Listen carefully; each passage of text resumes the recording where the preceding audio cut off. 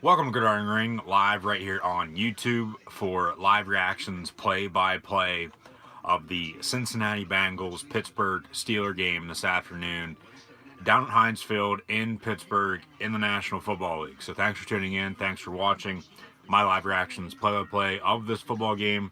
It'll be starting here within the next couple minutes. The early 1 o'clock games just concluded. So NFL, AFC, and NFC playoff picture still basically the same as it is, same now as what it was going into today. But with these later games, the 425 games, Bengals, Steelers, and then Browns and Ravens, see what happens there with the AFC North. And then out in the AFC West, you got the Raiders and Chiefs and Chargers and Broncos. Then also, those are all on CBS. Also, right now at 425 on Fox, we'll have the Bears and Vikings and Eagles and Redskins. So there's a lot of playoff implications on the line this afternoon. The Steelers, they have to win, and they got to hope Cleveland defeats Baltimore in order to make the playoffs, win the AFC North. Pittsburgh can still make the playoffs, though, if they win, and then Indianapolis and Tennessee tie later tonight, but I highly doubt that'll happen. But we did see 2 ties earlier this season, so who the hell knows what will happen. So players exchanging handshakes at midfield for the coin toss. Antonio Brown will not be playing this afternoon for the Pittsburgh Steelers. He is out today with a knee injury, but James Conner is back. So they're going to be able to run the football, hopefully. They have not been able to run it that efficiently without him, with Jalen Samuels, rookie out of NC State. And the Bengals, their season's over. This very well could be Marvin Lewis's last game as the Bengals head football coach. He's the second longest tenured head coach in the NFL behind Bill Belichick. The Patriots actually just won earlier there over the New York Jets, 38-3. And that'll more than likely be Todd Bowles' last game as the Jets head coach, as he's probably going to be fired after 4 seasons. Black Monday is tomorrow, so we're going to be seeing some head coaches fired either later on today or tomorrow or sometime this week, whenever they make that decision. Questions and comments too, guys. Greatly appreciated. Drop those in the chat. I'll get to those here in a couple seconds. I see those coming through, so I'll get to them. Unfortunately, though, for this game and the late game here this evening, Sunday Night Football, the final regular season game in the NFL this year between the Colts and Titans down in Nashville, I unfortunately will not be showing the game due to copyright. So hopefully you guys understand. Be sure to like, follow, and subscribe to Gridiron Ring and myself on social media. All the links are in the description below. Share this live reaction stream on social media too, and then subscribe to Gridiron Ring right here on YouTube. So Pittsburgh will receive. They will be going left to right. Here, Thunderstruck by AC/DC. Get the fans hyped up down in Pittsburgh in the Steel City at Heinz Field. This very well could be Mike Tomlin's last game as the Pittsburgh Steelers head coach as well. If they don't win, there's going to be a lot of rumors, swirling around that he's going to be fired as well. He's been there 12 years. I was just sitting here getting ready to go live, and obviously Bill Cowher's still on the NFL Today, and I was thinking the first guy I would call if they do fire Mike Tomlin as Cincinnati kicks off, Pittsburgh going left to right, as I said, Ryan Switzer fields at the 2-yard line. Gets tackled at about the 22-yard line, so that's where Big Ben Roethlisberger will begin. James Conner, as I said, is playing. Antonio Brown out. Roethlisberger only, I believe, a little less than 200 yards shy of 5,000 yards this year. And he would only be the 5th quarterback in NFL history to throw for 5,000 yards in a season. Drew Brees, Elway, and Marino are the others. There's somebody else I know I saw. Can't think of it. Brees has done it 4 times, though, by himself alone. But the first person I would call if Pittsburgh did fire Tomlin would be Bill Cowher, see if he would want to come back. In shotgun, though, Roethlisberger hands off to James Conner. He gets out to the 28-yard line, gain of about 5. So Juju Smith-Schuster, number 1 wide receiver here this afternoon for Pittsburgh with Antonio Brown out. Eli Rogers also playing along with the rookie James Washington out of Oklahoma State. Oklahoma State actually plays tomorrow in the Liberty Bowl versus Missouri for their bowl game this year, so good luck to the Cowboys. Empty backfield for the Steelers on 2nd and 5 from the 28. By the way, the Dallas Cowboys, they won earlier versus the Giants. They came back, tied it up, went for 2, and won 36-35 over Big Blue. So pass complete over the middle, getting a little chippy there with Eli Rogers and some Cincinnati Bengal defenders. So pass was complete to Rogers over the middle on the slant. It was chippy last night as well in the College Football Playoff semis. Clemson defeated Notre Dame 30-3, and then Alabama defeated Oklahoma 45-34 in the Cotton Bowl and Orange Bowl respectively. 1st and 10 from the 35. Jalen Samuels in the ballgame now. He's to the left for Roethlisberger. He gets it, pitches to Rogers on the reverse, and Rogers is going to be brought down in the backfield, loss of about 4. Cincy really, like I said, their season's basically been over with for the past month. Dalton's been hurt. AJ Green's hurt. Really just looking towards next season already. But 31-yard line, shotgun once again. Connor back in the ball game. Second and 14. Connor to the right of Roethlisberger. James Washington in motion. And handoff to Connor, former Pitt Panther, also played at Heinz Field in college. But like I said, it was getting chippy last night. Clemson defeated Notre Dame and Alabama defeated Oklahoma. They'll meet next Monday night now in the College Football Playoff National Championship game. And I was having some technical difficulties there, especially with the Alabama-Oklahoma game. I don't know what the problem was. So let me know if you guys have any problems on your end. So make sure you guys can hear me loud and clear. You guys can see me. It's on a still picture. You see me moving around. So I just want to make sure video quality, you guys can hear me and see me and whatnot. Everything is good on your end. So flag on the play. Got a false start on 3rd and 6. And that's Vance McDonald, the tight end, former 49er.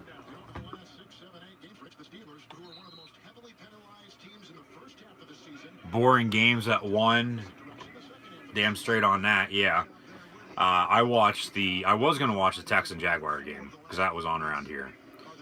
But then I watched the Cowboy-Giant game because Saquon, I wanted to watch him play. It'd be the last time to see him play until next year because the Giants aren't making the playoffs. But he eclipsed 2,000 total yards this season. Ronald McDonald, the tight end, gets the first down on 3rd and 11. Screen pass there from Roethlisberger. So he makes up for the false start penalty. Just one play ago. Good blocking downfield by 66 David DeCastro, former Stanford Cardinal. But Barkley eclipsed 2,000 total yards, only the 3rd rookie running back in NFL history to do so. Eric Dickerson and Edgerrin James were the other 2. So he's going to be getting to the Pro Bowl. So we will get to see Barkley in the Pro Bowl at the end of January, the week before the Super Bowl. So handoff to Connor on 1st and 10 from the 46. He gets to midfield. He looks healthy. He looks 100%. He probably could have played last week too, I bet, but they were probably thinking that they were going to beat the Saints on the road without him. They did not. They lost by 3, and basically they got to win and get some help to get in the playoffs now. So it is what it is. They lose, it's their own damn fault. But 2nd and 6 from midfield now for the black and gold, going left to right. As I said, Pittsburgh wearing home black uniform, Cincinnati road whites with the Bengals striped helmets. Always one of my favorite helmets for some reason. Gain of 2 there on 2nd down. So 3rd and 4 coming up for Pittsburgh.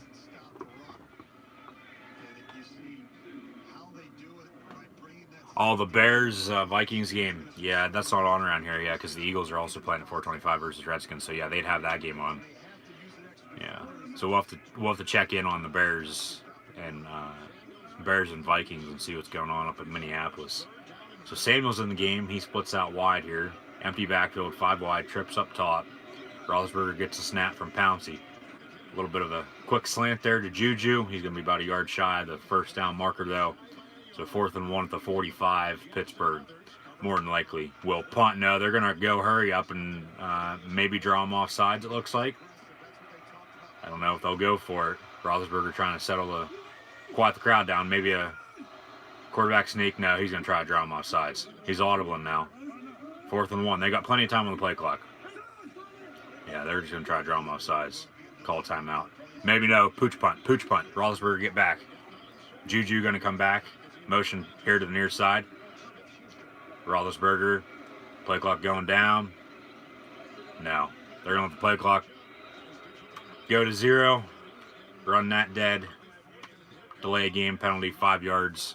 So they'll punt from midfield now. So good decision there. Surprised Cincinnati didn't jump though, because normally, as of late, you see teams, for some reason, don't know why, because you got to be smarter than that. You see teams jump off sides, but Jordan Berry, number 4, on to punt, and Cincinnati is back deep inside the 20 to field this punt. Calls for a fair catch at the 10-yard line, so that's where Cincinnati will begin their opening drive. Flag on the play, though. So Jeff Driscoll, former Florida Gator and Louisiana Tech Bulldog, has bounced around the league. Got a hold on Pittsburgh. See if Cincinnati has Pittsburgh re-kick, or they take the 10 yards. They're going to have him re-kick. They're going to have him re-kick.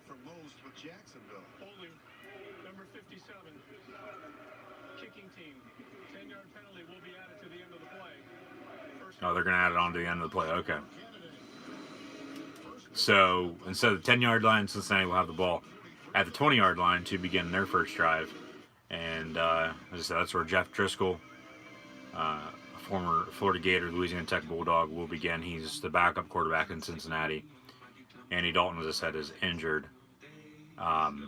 He's bounced around the league, was drafted to the 49ers a couple of years ago, but really hasn't panned out. He has looked somewhat decent in his couple games he's played for the Bengals, but we'll see what happens here when Cincinnati gets the ball for the first time after commercial. No AB, no Vontaze Burfict. Well, Vontaze Burfict, I think in a lot of people's opinions, a lot of people's minds, he's one of the most dirtiest players in the NFL today.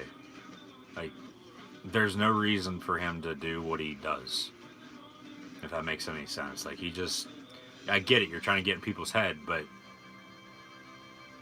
you don't need to be a dirty player. Like, this isn't the 1970s and 80s anymore. You know, it's 2018. I get, that's what you sign up for. You're going to get hit. But, like, you don't need to give somebody a cheap shot. Like, you're going to get tackled. You're going to get hurt, But him in particular and some other players, you don't need to take cheap shots on some players just to hurt them so they can get pulled out of the game for a couple plays. So it is what it is. I mean, players are still going to do it anyway, so, oh well. Bears are in the red zone. Ravens also. Yeah, we need to stay tuned into the Ravens-Browns game as well. Cleveland probably hasn't even had the ball yet, though. Because if Baltimore's already in the red zone, along with Chicago, they probably got the ball to begin the game, so yeah, we need to keep an eye on the Chicago Bears, Minnesota Vikings game, and the Cleveland Browns, Baltimore Raven game, and the Philly Washington game. I'll turn that on here during the commercial break, because that's also on right now here in my area. So Washington has the ball at the 21-yard line, 10:25 and counting to play in the first quarter, 0-0. Josh Johnson gets the snap, pass over the middle to Jamison Crowder. So Philly, they need to win, and they need Minnesota to lose to make the playoffs. So 1st and 10 from the 20, Jeff Driscoll under center. He hands off. And Giovanni Bernard, gets stuffed to the line of scrimmage. Gio Bernard and Joe Mixon are the 2 running backs for the Cincinnati Bengals. Adam Gase fired in Miami. Wow. John will not like that. Got a viewer who normally tunes in. He's a diehard Dolphin fan. I mean, that is surprising. I thought they might have kept him for another year. That's very surprising they fired Adam Gase. I mean, he finished 7-9 though. They made the playoffs, what, 1 time in his tenure as head coach? So that's 2 Miami head coaches now. 2 Miami teams that are looking for new head coaches. Because Mark Richt retired earlier this morning, surprisingly. So who knows who the Hurricanes will hire? Who knows who the Dolphins will hire now? Maybe Dan Marino. Maybe if he wants to take over the head coaching duties. I highly doubt it. He's more of a front office guy. But we'll see. That's surprising, though. I just saw that pop up. So, handoff on 3rd and 5, and Cincinnati about a yard shy of the first down. So, Cincinnati, they'll punt as well to begin this ball game. 7:05 to play in the first. Touchdown Bears. All right, so they're up, what, 7-0? No quarterback there. Well, yeah, Tannehill's not going to be there next year either. That's surprising, though, I think, that they fired Adam Gase. I think it's going to be surprising if Pittsburgh fires Tomlin. Probably a long time coming if Cincinnati fires Marvin Lewis. Ryan Switzer fields a punt at the 20-yard line. It'd probably be a long time coming if the Cincinnati Bengals did fire Marvin Lewis, but somewhat would still be shocking. But it would be something, everybody knew that was coming. So Todd Bowles will probably be out in New York. I'm trying to think who else is going to get fired. Vance Joseph out in Denver. They're playing right now against the Chargers. I'm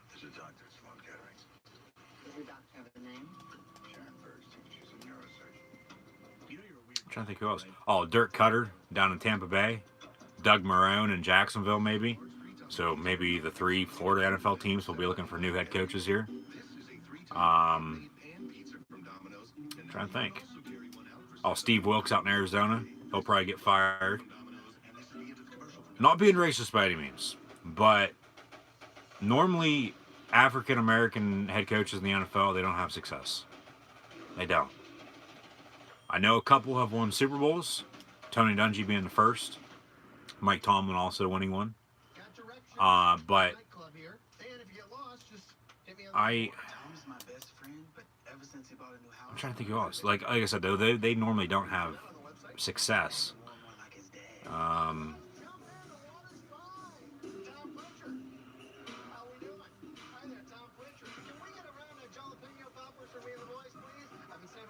Maybe Mike Zimmer in Minnesota. I know they switch OCs there, but if they miss out on the playoffs after starting the way they did, along with Pittsburgh, with Mike Tomlin and Ron Rivera down in Carolina, maybe them, but the thing was with Minnesota, they've switched OCs and they've been playing well. They're still in the mix. So I think Zimmer will be safe. I think Ron Rivera is going to be safe. I think they'll make a change at coordinator, some assistants. I think the same thing is going to happen with Pittsburgh as well.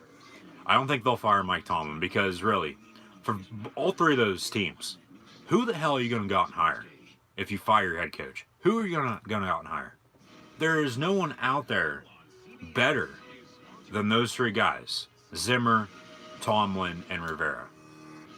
So Zimmer's name, I think, would come up for Cincinnati if the Bengals fired Marvin Lewis because he's a former defensive coordinator with the Bengals.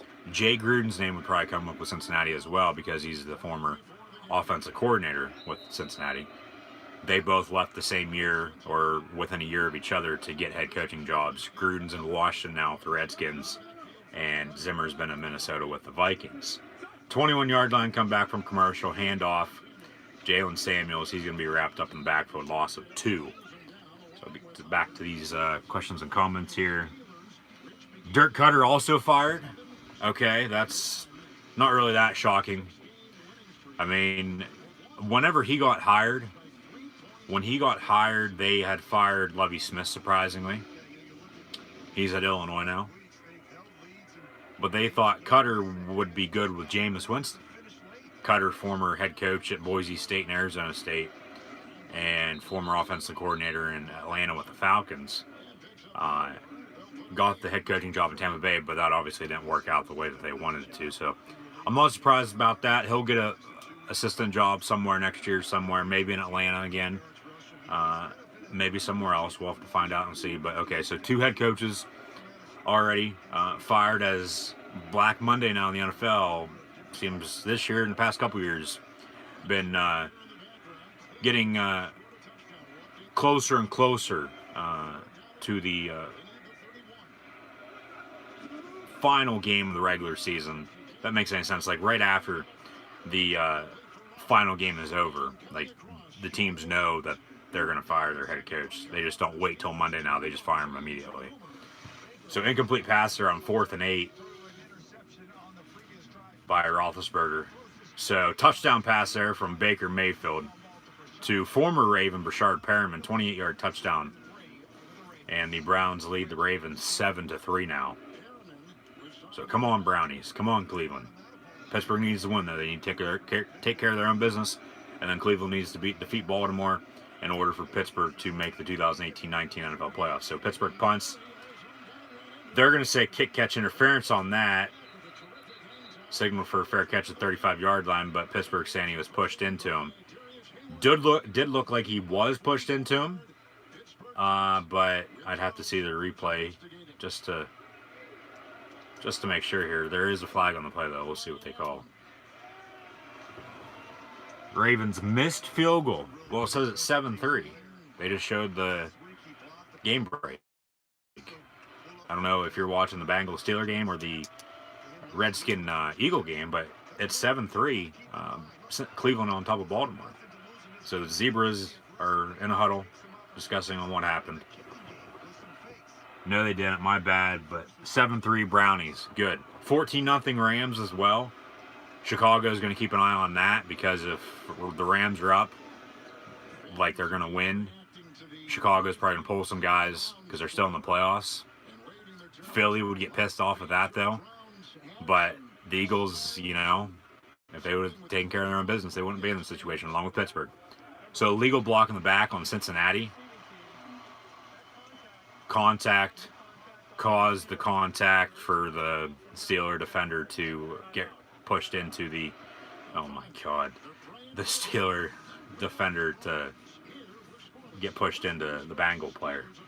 Cleveland get a big win for Steeler Nation, CBS. That's a good sign. We had a Pittsburgh Steeler fan dressed up as the Cleveland Brown Pope as well in the crowd. That's awesome. A couple Brown jerseys as well. Browns jerseys as well in attendance down in Heinz Field. As the Steelers are rooting for the Browns here today to defeat the Ravens. Pittsburgh needs to win, though, too. So Miami Hurricanes are a dumpster fire. Yeah, they've had, 3 head coaches since 2007? After, Larry Coker decided to step down and retired. Had Al Golden. Shit, who else they have? Mark Richt. Oh, they had Randy Shannon. Al Golden, and now Mark Richt. And now they're looking, potentially maybe, I don't know if you're still listening or watching. I just saw that there. Rumors are they're going to be going after Mark Stoops at Kentucky. Kentucky actually plays Penn State in the Citrus Bowl. On Tuesday, I'll be live right here on YouTube doing live reactions play of that game. I'll be on again later tonight as well for Colts and Titans. So be sure to subscribe to Gridiron Ring right here on YouTube. Like, follow, and subscribe on social media. Links in the description. Might be going after Oregon head coach Mario Cristobal as well. Cristobal, former defensive tackle at the U back in the day.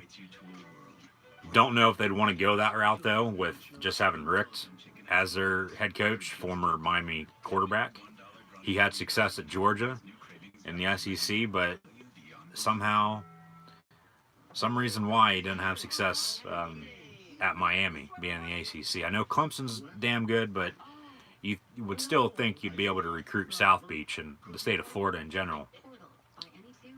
But they had a very, very disappointing season. They ended that the other night with a huge loss to Wisconsin in the Pinstripe Bowl, 35-3. So Jonathan Taylor ran all over that Hurricane defense. I don't know if Cristobal would come home, though, to Miami. He probably would if they offered him enough. Because, like I said, money talks. Come back from commercial break here. 1st and 10 for Cincinnati. 5:09 to play in the first quarter. But his buyout at Oregon is $10 million right now. And it's going to go down after the next couple years. So maybe they go and hire somebody else, you know, and then fire them or whatever the case may be. Go get Cristobal then if he has success at Oregon and go through this process all over again in a couple more years. But I wouldn't want to do that. I'd want to go out and get somebody now. So then in a couple years, you're playing for national championships because that's obviously the goal. So 2-yard run there by Cincy. Under 5 to play in the first. Driscoll getting a call in from his offensive coordinator. Hugh Jackson there to the left of Marvin Lewis, former Brown head coach this year. Former offensive coordinator in Cincinnati as well. Maybe he'll be a candidate for the Bengal job or potentially another opening in the NFL, but he never had success in Oakland when he was the Raider head coach, and he didn't have success in Cleveland with the Browns, and we've seen what the Browns have done since they fired him. They've won 5 of their last 6 games, and hopefully they win again today, and Pittsburgh wins so the Steelers make the playoffs. So yeah, notable Bengal injuries. They showed that graphic. Andy Dalton's been out for a while, so is AJ Green, Tyler Eifert, Carl Lawson, and I missed who the other one was, but oh well, it really doesn't matter. They're not playing anyway. So once again, guys, questions and comments, greatly appreciated. I see those coming through. I'll get to them here in a second. Just trying to pay attention to this ball game here. It could very well be the last Steeler game of the season. So being a Steeler fan, obviously you want to see that if unfortunately it happens to be so, but pass complete over the middle to number 12, Erickson. I wonder if he's related to Dennis Erickson, the former head coach at Arizona State as well. He's going to be the head coach for the Salt Lake City, I believe they're the Stallions, in the Alliance of American Football League. That kicks off in February on CBS. So I'm debating on whether to do live reactions, play-by-play of that as well. Let me know in the chat. Let me know in the chat as well if you guys want me to do live reactions, play-by-play of the Rose Bowl this upcoming Tuesday between Ohio State and Washington. Classic Big Ten Pac-12 matchup. So another handoff there on 1st and 10. Todd Bowles also fired, so that's 3 head coaches now fired. I'm not surprised about that. And they show the graphic for the Alliance of American Football League, February 2019 on CBS. I swear to God, I must be bugged or something. Because whatever I say, that's what they say like a couple minutes later. So they must be tuning in as well right here on YouTube. I don't know. But whoever is watching at the moment, just be sure to subscribe to Gridiron Ring right here on YouTube. Also share this live reaction stream on social media. The 2nd and 8. And Driscoll in shotgun from the 36. And Driscoll running around. And he's going to throw it out of bounds. Incomplete. Getting pressured there by former Kentucky Wildcat, number 48, Bud Dupree. As I said, Keon Tucky. Kentucky plays Penn State on Tuesday in the Citrus Bowl. So I'll be live right here on YouTube doing live reactions, play-by-play of that. Hopefully you guys tune back in. Like I said there earlier, if you guys watched yesterday, thank you. I know I was having some technical difficulties. I was trying to get them sorted out, but what had happened, it froze up, and it just ended up being a still picture for some reason. And like I said, I don't know why the hell it happened, but it did. And you could still end up hearing me, though. So I just continued the stream. So Watt bringing pressure. JJ's younger brother. Bud Dupree. Missed tackle there. He ends up bringing him down, though, past the first down marker. So on 3rd and 8, Driscoll gets about 10, 11 yards on the carry. So first down, Cincinnati. Yeah, why the hell didn't he throw it? Had a guy open on the near sideline, too. He would have had to throw it across his body, but still.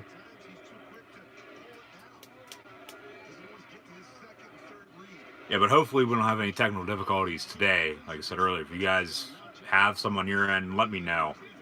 So, knock on wood, hopefully it doesn't happen. But thanks for tuning in last night. Thanks for watching at the moment. I'll be on again later tonight. Driscoll going to get sacked, though, this time by Stephon Tuitt, number 91, former Notre Dame Fighting Irish. They lost to Clemson yesterday in the Cotton Bowl. And then T.J. Watt was also in the area. See Lane Kiffin going to the Miami Hurricanes. I was thinking that as well. Yeah, because I was talking about the U, talking about the Dolphins, Adam Gase, all these head coaching, all these head coaches getting fired, all these head coaching candidates for both college and the NFL. Once again, really, really late with the head coaching carousel for college football basically being done. But now Miami going out looking for a head coach, Mark Richt. Retiring 10-7 now, Baltimore on top of Cleveland. That's not good. Still early, though, in the first quarter. Driscoll airing it out, and the pass is incomplete. Morgan Burnett, former Packer, and a Bengal is down injured. 3rd and 13 coming up. Yeah, I was thinking, sitting here before I came live, too, because there's Mark Stoops, who they could potentially go after. He's at Kentucky right now. Oh my God, his left arm. Oh, that had to hurt. His arm literally snapped back in half, right at his elbow. Oh my God, that had to hurt. He's down on the Steelers sideline though, so they go to commercial. But yeah, the other candidates that I was seeing rumored wise, Cristobal at Oregon, Mike Leach at Washington State for some reason. I said, what the hell? Go out and get him. I don't think he would fit in at Miami, though. His name was coming up for Maryland and a couple other of these openings this past coaching carousel run, but he stayed put. They won the Allen Bowl on Friday night versus Iowa State. Matt Campbell, his name might come up for Miami. He's been staying put in Ames with the Cyclones. Another 8-win season. So congrats to them. They were on the losing end, though, like I said, there to Washington State in the Allen Bowl. Matt Campbell might be a name to watch out for Miami. But yeah, I agree with you on Lane Kiffin. Greg Schiano, too. I mean, I know there's all the controversy with him. He did good at Rutgers, and he has ties to Florida. Former Miami defensive coordinator for 2 years in the late 90s. Former assistant at Penn State as well under Joe Paterno. And that's where the controversy comes in, because he was an assistant there when Jerry Sandusky was also the defensive coordinator. So I get that, and that's why Tennessee didn't hire him last year. Or else he'd probably be the Tennessee Volunteer head coach still. So he had success at Rutgers. I was surprised Temple didn't hire him. They ended up hiring now former Miami Hurricane defensive coordinator Manny Diaz. I wonder if Diaz knew Rick was going to retire. Because if he did, he probably wanted to jump from Miami to Temple. Diaz, who knows, maybe Miami goes after him, and then Temple's looking for a new head coach, and maybe Schiano, who's at Ohio State at the moment still, as their defense coordinator, who knows if he'll be on staff next year with Urban Meyer being gone, Ryan Day stepping in as the head coach after the Rose Bowl. Maybe Schiano will go to Temple, or maybe Schiano will go to Miami. Now, Notre Dame fans, I guess, are calling for Notre Dame to fire Brian Kelly to go after Urban Meyer, who's been an assistant for the Fighting Irish before. But Meyer said he's retiring. He's going to be done coaching. He's going to be an assistant athletic director at Ohio State after the Rose Bowl. Ryan Day steps in, takes over head coaching duties, like I said there. But maybe if that happens, maybe Brian Kelly goes to the Hurricanes in Miami, down to South Beach to coach the U. But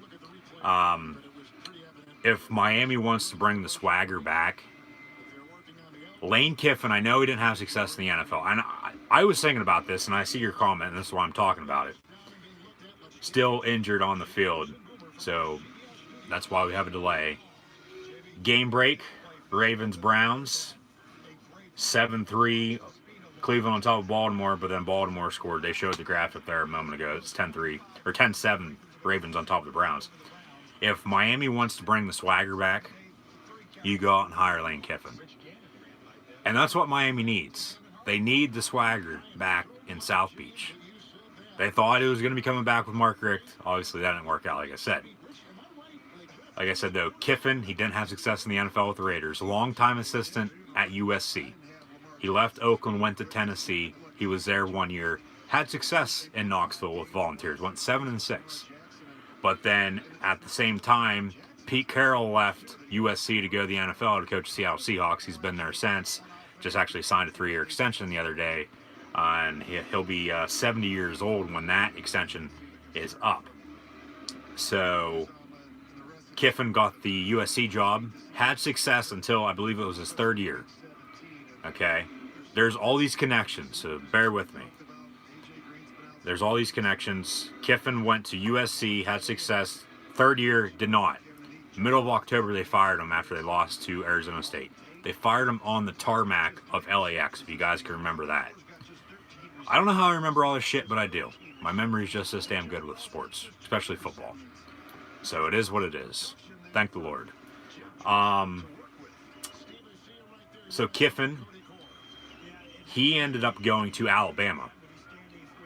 Was the offensive coordinator under Nick Saban with the Crimson Tide down in Tuscaloosa for a couple years. Darius Hayward-Bay there, talking with core number 16 for Cincinnati, the injured receiver, and probably going to be a broken arm. That's what I would think, because that looked very, very bad, very serious. It's going to be 3rd and 13, though, for Cincinnati Bengals with 1:11 to play in the first quarter. Tie ball game 0-0. Both teams still have all 3 timeouts remaining. Hear anything in the background, just some dogs barking. So, core actually going in the tunnel the Steelers used going into halftime. So from the 45-yard line, it's 3rd and 13 for the Bengals. I'll get back to these coaching candidates here in a second. Pass incomplete on the screen. Pass intended for Giovanni Bernard, so Cincinnati will punt once again. But Kiffin went to Alabama. Was there a couple years. He ended up taking, and he had chances to go elsewhere. I don't know if you're still listening or watching, but he had chances to take other head coaching jobs. Ended up going to Florida Atlantic. He's been there ever since. 2 years now. Last year had 11 wins, 5-7 season this year down in Boca Raton. Cincinnati punts. First punt for Huber was 50 yards. Flag on the play though, so we'll see what this is. Delay game maybe false start. False start, 1:07 to play in the first. Cincinnati gets backed up 5 yards. They'll punt once again. That's on number 51, Brandon Bell, former Penn State linebacker. A Bill O'Brien recruit, wore number 26 for the Nittany Lions before switching to number 11. The number 11 number for Penn State, very historic. LeVar Arrington, Micah Parsons actually wearing that number now for the Nittany Lions for blue and white. We'll see him on Tuesday when Penn State plays Kentucky in the Citrus Bowl. By the way, like I said earlier, I'll be live right here on YouTube doing live reactions, play-by-play of that, so be sure to subscribe. And then Bill O'Brien and the Houston Texans, they just won the AFC South there earlier, so they'll be going to the playoffs once again. Cincinnati punts. Ryan Switzer fields it inside the 10 at the 9. He's going to get somewhat of a return here. Cuts across field there a little bit. And we tackled at the 18-yard line under a minute to play in the first quarter. So then in the meantime, going back to Lane Kiffin, he went to Alabama. So USC was open. They ended up hiring Steve Sarkisian from Washington. Okay. He had some drinking problems. And they ended up firing his ass. He ended up going to Alabama as well. He was the offensive coordinator after Lane Kiffin for a season. Ended up going to the NFL then. And this all ties in with Alabama and Clemson as well. And they're meeting next Monday night in the national championship game once again for the 3rd time in the past 4 years. 4th consecutive season, though, that they're meeting in the college football playoff. Last year, they met in the Sugar Bowl. Alabama won. So Alabama is up 2-1 on Clemson in those 3 games. They'll meet for the 4th time, though, next Monday night in the national championship game, like I said. So Pittsburgh, ball at the 18-yard line. Roethlisberger in shotgun, 3 wide. Switzer in the slot up top. And probably going to be a run here on first down, I think. James Washington in motion. He motions back out here to the near side now. Right on the line. And they're going to pass him. out here to the near side. Going to be a couple yards shy of the first down. Gain of about 7, it looked like there. So second and short coming up for the Pittsburgh Steelers. But then Sark got fired. In the meantime, Clay Helton was the interim when they fired Kiffin. Clay Helton was the interim when they fired Steve Sarkisian, and then they ended up giving Clay Helton the head coaching job. He's still there. There was rumors that they were going to fire him this past year. They did not. They kept him. He's still out in L.A. So pass complete to Juju Smith-Schuster, former USC Trojan there. First down for Pittsburgh. 20 seconds to play in the first quarter. Still tie ball game 0-0. Pittsburgh needs to win and have Cleveland defeat Baltimore in order to make the playoffs. So that might be the final play of the first quarter. We'll see here. Yeah, they're going to game clock go down to 0. It's the end of the first quarter. Pittsburgh and Cincinnati tied at 0. I'll turn on Philadelphia and Washington, see what we got cooking down in Landover, Maryland at FedEx Field. And it's 3-0. Eagles on top of the Skins at the start of the second quarter. So Clay Helton, we hear Sweet Caroline by Neil Diamond playing in the background. Sark went to Bama. He's in the NFL now with the Falcons.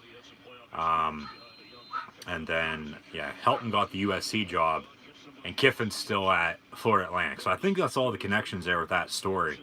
I know I rambled on there about that, but to explain it all, I had to say all that. So hopefully you guys enjoyed. If you did, hit that thumbs up button.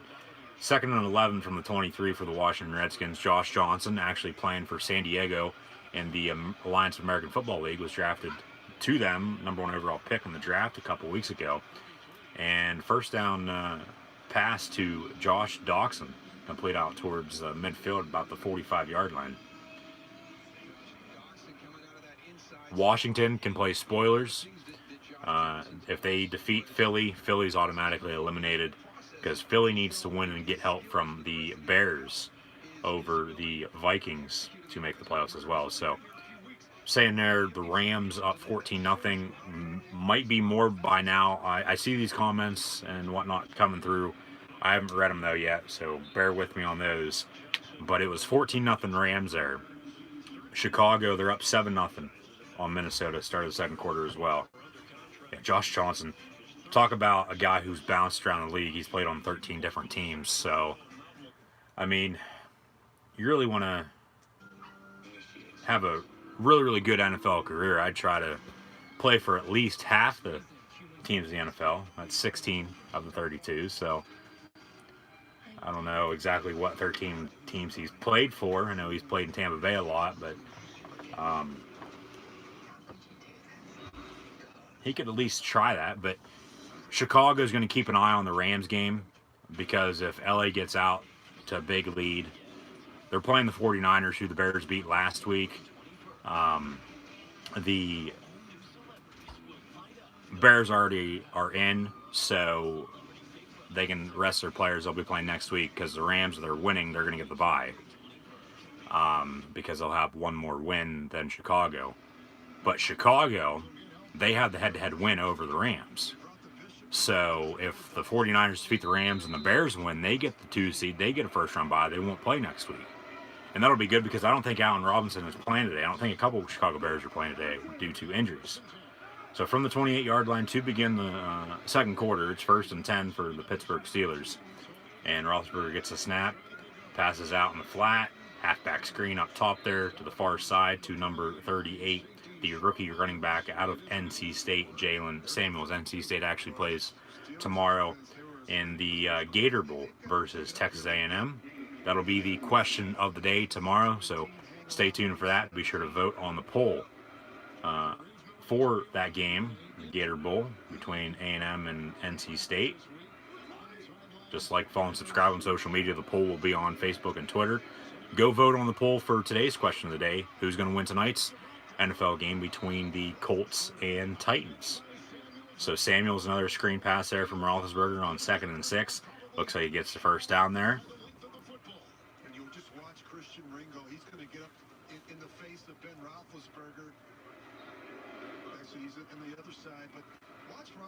Roethlisberger was getting brought down there. Somehow got rid of it and found Samuels. for the completion, and 3rd and 1. They're going to mark Samuels short. That's 3rd and inches. You can't get any closer than that. Samuels gets the carry, though, and gets past the first down marker for another Pittsburgh Steeler. First down. You don't think Mark Stoops leaves Kentucky? I don't think he does either. So I think Miami's going to have to look elsewhere. And Lane Kiffin, like I said, if he wants to leave Florida Atlantic, I know he signed a 10-year deal there a couple years ago. Miami would easily be able to buy him out, though. If the U wants the swagger back, you go out and hire Lane Kiffin. I can't think of any other coaching candidates that would want the Miami job right now. I really can't. Obviously, because this news just broke within the past couple hours, I really haven't had a whole lot of time to think about it. But Mark Stoops, Mario Cristobal, and Lane Kiffin are probably your top 3 options to go out and get. Maybe they hire Butch Davis too, former Hurricane head coach, former Brown head coach in the NFL. Roethlisberger intercepted, and ball is going to be returned. Pouncey, no one's going to catch him. The Bengals are going to return an interception about 65 yards for a touchdown. Roethlisberger doesn't know what the hell happened. Marvin Lewis throws up the one finger, signaling to just kick the extra point. God damn it. Who the hell were you throwing to? There was no one there. Somebody obviously ran the wrong damn route.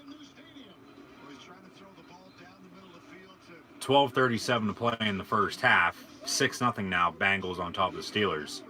See the replay here. Who the hell were you throwing to? Okay, Juju just he ran a little too far, and Bullock's extra point is up and good. So after the extra point, it's 7-0 now. Bengals on top of the Steelers. And it's the little things. You can't have turnovers if you want to win, especially late in the season here. When you need to win and you need help to make the playoffs, ain't going to cut it. It absolutely ain't going to cut it whatsoever. You cannot turn the ball over. You got to be able to run the ball. You got to play good defense. You got to have a good kicking game. Steelers' kicking game with Boswell this year hasn't been that good. Actually just put him on IR and signed whoever the hell it was. Don't know. Not really that interested in him. Don't really care, to be honest with you, because he's not going to be on the roster next year, more than likely. He's just on the team, on the roster for this game. And then for the playoff run, if they make the playoffs, but who the hell knows what's going to happen there, because they got to win this game here and then have help from Cleveland. So both those teams are losing now. But it's still early, so I probably should just calm down a little bit. But a costly turnover, a costly interception there, because you could have pushed him out of bounds. You could have tackled him. He didn't need to return it for a touchdown, for God's sakes. You had your chances to tackle him and push him out of bounds, like I said, to get your defense on the field and then stop the Bengals on offense, maybe settle for a field goal. We'll have to see if the 7 points comes back and haunts the Pittsburgh Steelers. Because that's points off of turnovers. That is a key stat you don't want to be a part of. So going back to Miami, I know questions and comments coming through. I think Stoops will stay at Kentucky. They play Penn State on Tuesday in Citrus Bowl, like I said. Maybe Butch Davis, current Florida National head coach. Mario Cristobal, actually, former Florida National head coach, didn't have success in Miami. So both those schools are in Miami. So Butch Davis really wouldn't even have to move. You know, he'd still be living in South Beach in Miami, Florida. He'd just be coaching a different team. But Cristobal, he got the Oregon job after Willie Taggart left. Taggart bounced around there. He was at Western Kentucky, South Florida. That's where Charlie Strong's at now after he was at Louisville and Texas. Taggart, Western Kentucky, South Florida, Oregon. At Oregon for 1 year, and then he went to Florida State this past year. There's rumors that the Seminoles were going to fire him. They did not. That would suck for Oregon. If Cristobal did leave, that'd be 2 head coaches in a row that leave the Oregon Ducks after 1 year apiece. You'd want to, oh God, the Bengals Well, the Bengals are winning 7-0 now after the pick six, but the Ravens are winning 17-7 now on top of the Cleveland Browns. So even if Pittsburgh wins or loses here and the Ravens win, Pittsburgh's out. So Ryan Switzer fields at about the 5-yard line. Steelers going right to left now across your television screen here in the second quarter. 12:31 to play in the first half. Pittsburgh will get the ball back here after the interception return for a touchdown. What was I saying there?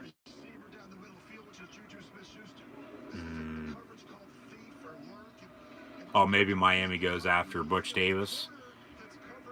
I don't know if he'd want to go back, though. He had success in the late 90s there. Went to the NFL, went to the Browns.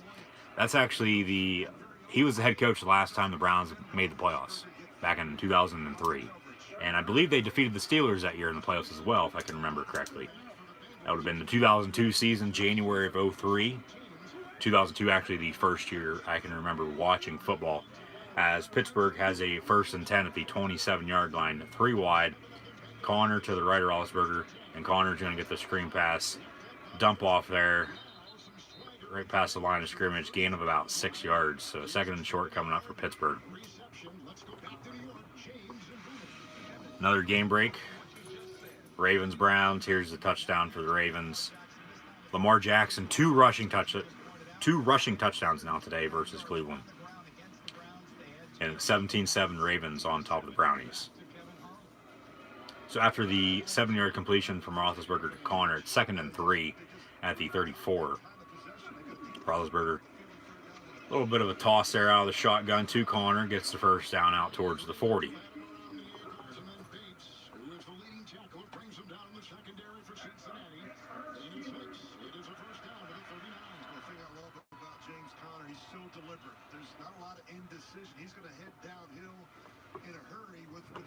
Hopefully I don't freeze up, because for some reason whenever I'd look at the comments, I'd look back up and then I'd be froze. That's what happened yesterday.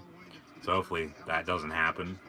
But if you guys can still hear me, if I do freeze up, let me know, because I'll probably just keep the stream going if you can hear me. And then obviously, yeah, that sucks. Not good on my part. Oh, good God. Another fumble there after a catch. This is Eli Rogers there this time around instead of Juju Smith-Schuster. It looks like Eli recovered his own fumble, though. So Roethlisberger found Rodgers over the middle. It was a catch, and then he fumbled. And the refs are signaling Pittsburgh football. So carrying it like a damn loaf of bread again, it looks like. And it got stripped. But he recovered his own fumble, so that's good. Pittsburgh doesn't really lose any yardage there, or gain any with the fumble. So, well, obviously the pass, but I'm saying the yardage where the fumble occurred. Pass, Roethlisberger looking to pass, near side here maybe, pass incomplete, got pressured there, got brought down as he was throwing, pass intended for number 89, Vance McDonald.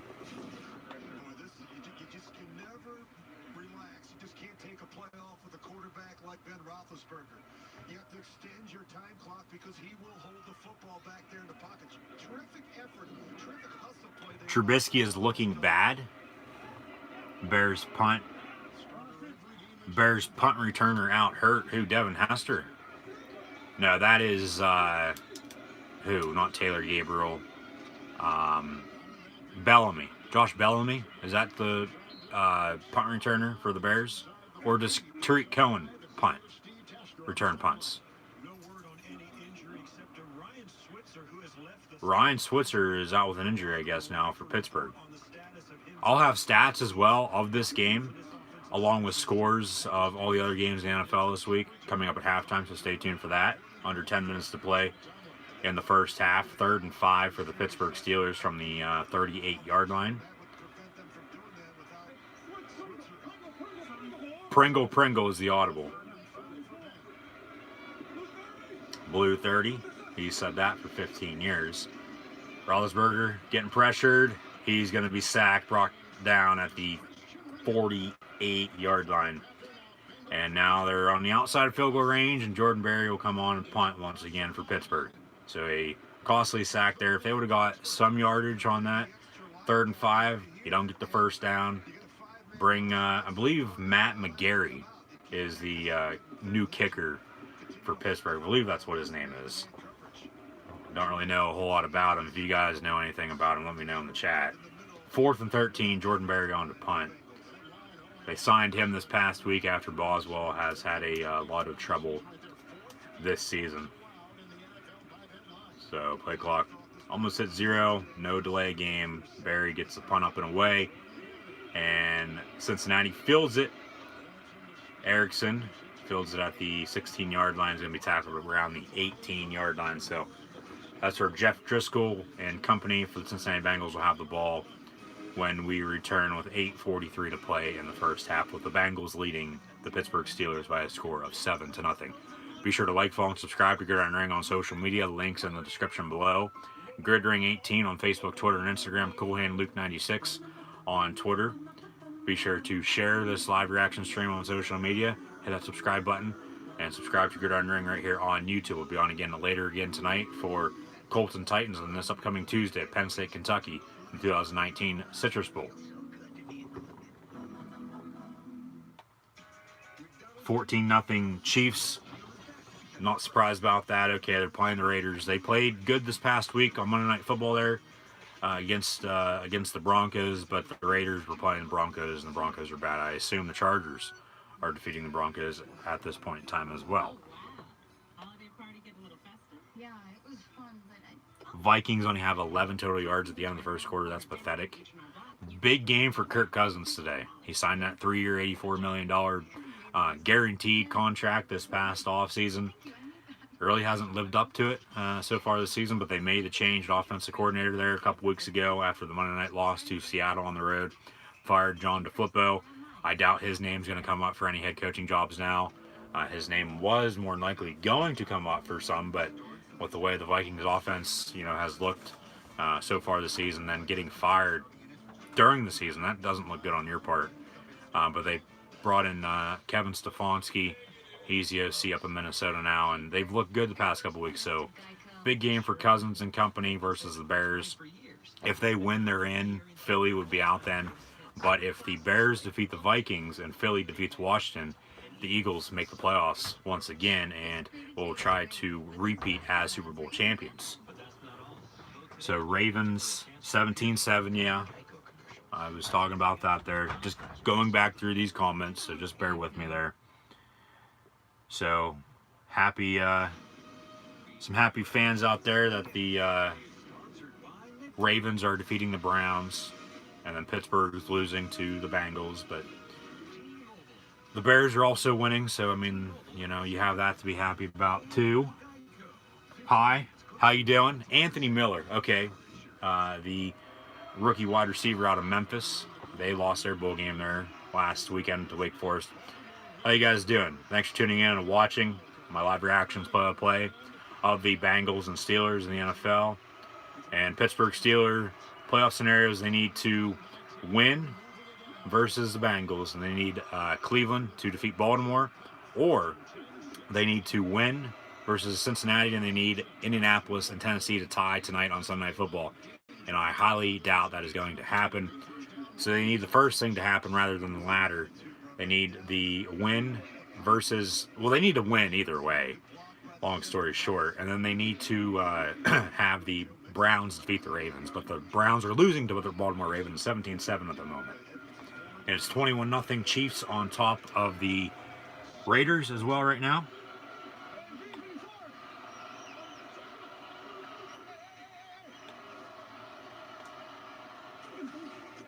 So the Browns punt. So pass out here in the flat. Bubble screen on 2nd and 2. And going to be about a half-yard shy of the first down, it looks like.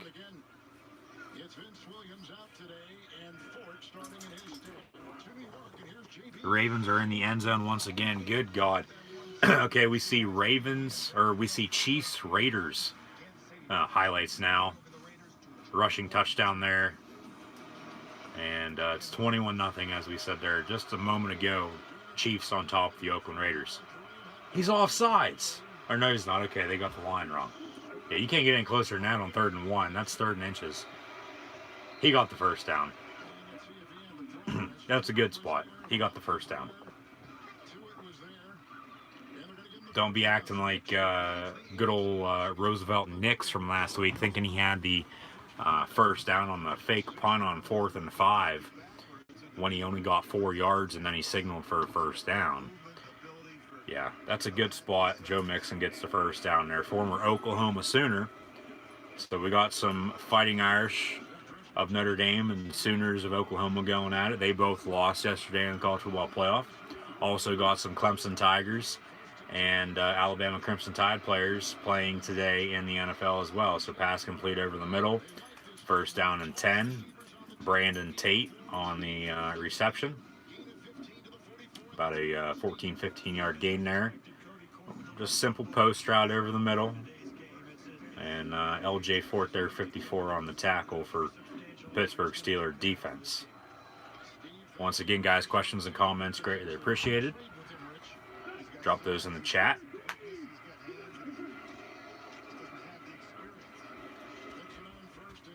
And here comes the big dog. What's up, buddy? Come here. What are you doing? What's up? Say we need the Steelers to win, don't we? Yeah. Say we would like the Steelers to win. Yeah.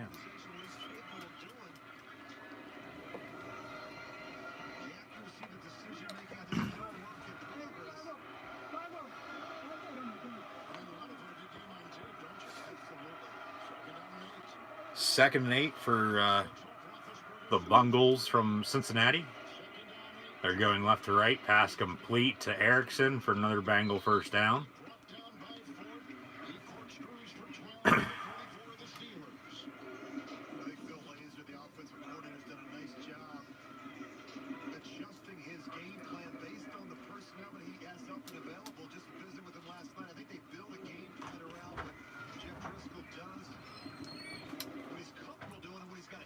Driscoll's been playing all right here today.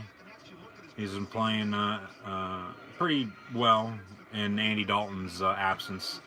Maybe Bill Lazor gets the head coaching job in Cincinnati if they fire Marvin Lewis. I don't think they should. Lewis is still a pretty damn good head coach, but, I mean, yeah, they've been consistent, but they haven't been in the playoffs the past couple years. So, might be, like I said earlier, a long time coming for them to fire Marvin Lewis if they do decide to fire him. But especially for Pittsburgh, Minnesota, and Carolina, like I said there. Who are you going to go out and hire if you do fire head coaches? Tomlin being the one of the three that will more than likely get fired if Pittsburgh loses. Mike McCarthy's name will come up, obviously, being from Pittsburgh, but what if he doesn't want the job? You know? Who are you going to go out and hire? Yeah, like that's what I was saying earlier. Ravens on top, 20-7 now. Good God. What if Pittsburgh would have take care of their own business there versus the Broncos, the Raiders, the Chargers?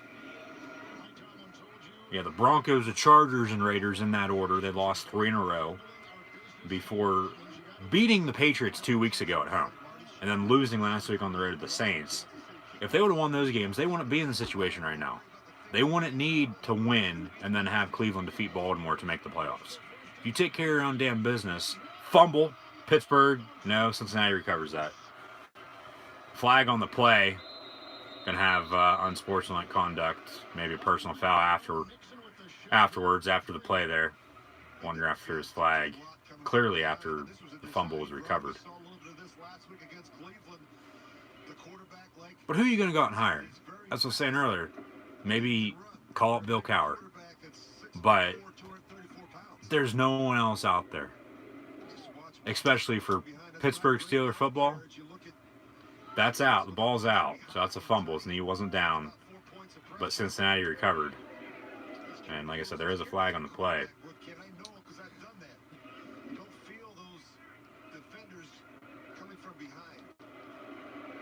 3:17 to play in the first half. Touchdown Bears. Tomlin doesn't deserve to be fired because of one season. Unnecessary roughness on the Bengals. Marvin Lewis not happy about that. So they recovered the fumble, but they're going to be backed up 15 yards because of the penalty. I know. Yeah, Tomlin doesn't deserve to be fired after one bad season, but that's football for you nowadays. You see a lot of coaches, a lot of teams or schools firing their head coach after one bad season. I don't get it. I mean, it is what it is when it's all said and done, though, but it's just not the Pittsburgh Steelers way if you have a bad season to fire your head coach. Because the Steelers have only had 3 head coaches since the late 1960s. Chuck Noll, he retired, won 4 Super Bowls. Bill Cowher came in, currently working for CBS. He was there for 15 years, up until the end of the 2006 season. Coached in 2 Super Bowls, 1 Super Bowl 40. Mike Tomlin, coached in 2 Super Bowls. He's been there since 07. He's in his 13th season. Coached in 2 Super Bowls, won 1, Super Bowl 43. Just not the Pittsburgh Steelers way to fire head coach. Chuck Noll retired. Bill Cowher retired. Mike Tomlin will probably retire as a Pittsburgh Steeler, as the Pittsburgh Steelers head coach. There's a couple head coaches, though. Some connections with the 757 area down in Virginia with Mike Tomlin. Dan Quinn, the head coach for the Atlanta Falcons. Michael Vick from that area as well, along with his brother Marcus, Aaron Brooks, Allen Iverson. A hotbed for sports. But Tomlin and Dan Quinn, and there's somebody else as well. I can't think of it at the moment. They actually were together at William & Mary, and they both got into coaching. So, cool connection there for this 3rd and 11 play for the Cincinnati Bengals from the 31-yard line. Dump off there, incomplete, intended for Giovanni Bernard. What do you guys think about all these all these coaches, if I can speak, all these coaches getting fired in both college and the NFL? All these coaching candidates for these open jobs. Who do you think are gonna? Who do you think is gonna get hired, and so on and so forth? Let me know in the chat. They won't fire him, but I think if he doesn't make playoffs next year, they probably will fire him. Well, that's what happened with Cincinnati last year. They didn't make the playoffs, but they eliminated the Ravens. They signed Marvin Lewis to an extension. Now they don't make the playoffs once again. That's why his name is on the hot seat once again to get fired by the Bengals. But Randy Bullock just hit a 49-yard field goal, so it's 10-0 Cincinnati on top of Pittsburgh with 2:12 to play in the first half, but there is a flag on the play. Fitzgerald, nice one-handed touchdown catch. You mean, well, what game are we talking about, though? Cardinals, Larry Fitzgerald. I'm trying to think. There's not a Fitzgerald on a Bear. There's not a Fitzgerald on the Vikings. There's Fitzgerald Toussaint, former Steeler, former Michigan Wolverine. You're probably talking of Larry Fitzgerald, correct? Former Pitt Panther.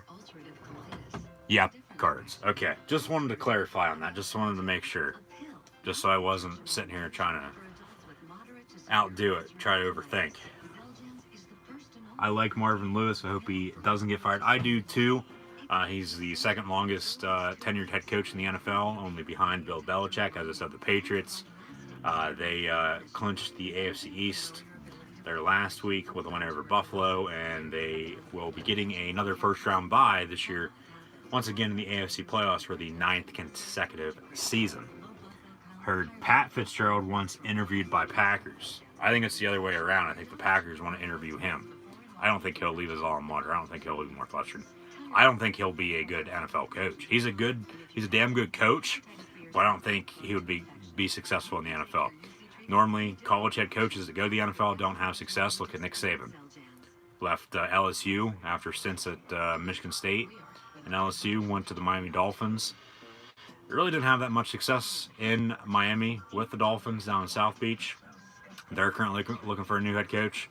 They fired Adam Gase there now, and then Miami Hurricanes also looking for a new head coach. We were talking about this there earlier. But then Saban goes back to college to Alabama, and he's playing for another national championship now next Monday night. So I think Pat Fitzgerald would be stupid to leave his alma mater, Northwestern. They play tomorrow night against Utah in the Holiday Bowl out in San Diego to go interview for the Green Bay Packers and accept the job. I mean, interviewing and accepting two different things. If he wants to interview it, good for him. You know, that's a step.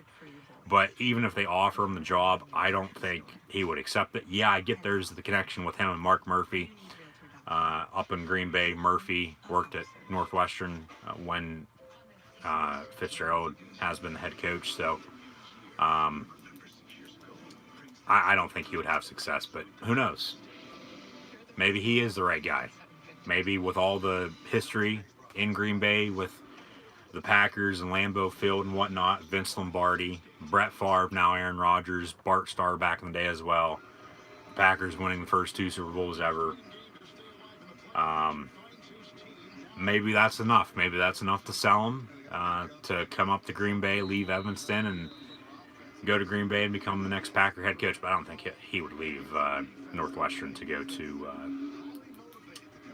the Green Bay Packers. But we'll see. You know, they're rumors.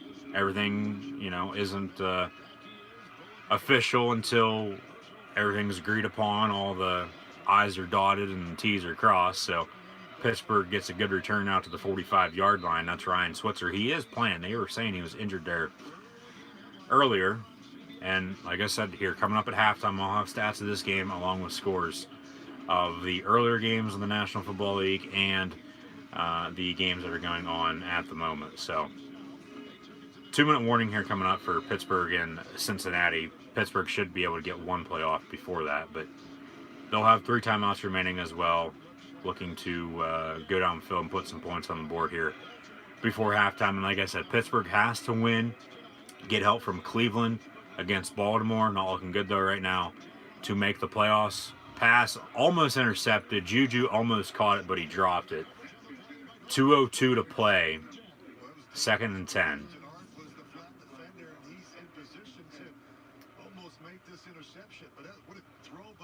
Hit him right in the shoulder pad and dropped it. Oh my.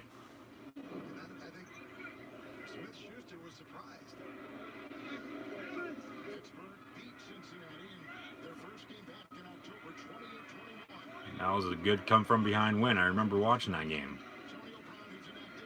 Roethlisberger airs it out deep down the middle. Pass incomplete. Intended for Juju Smith-Schuster once again. Pass almost intercepted for the 2nd consecutive play. So 2-minute warning, 1:56 officially to go in the first half. Pittsburgh trails 10-0. So have the ball 3rd and 10 at the 45-yard line. Touchdown Eagles. Look, dog commercial. Big dog commercial. Look. See a dog commercial? The eHarmony dog commercial with the Bow Wow dog song. What are you doing? What do we got here? Oh yeah, I was gonna turn on the Eagle-Redskin game because touchdown Eagles. So 25 seconds to play here in the first half of this game as well, and it is also 10-0. Just the Pennsylvania team is winning. The Eagles winning over the Redskins 10-0. The Steelers losing 10-0 to the Bengals. 2nd and 10 from the 25. Redskins going left to right. Handoff.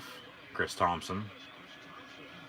Spin move at the 32. Going to be tackled about a yard shy of first down.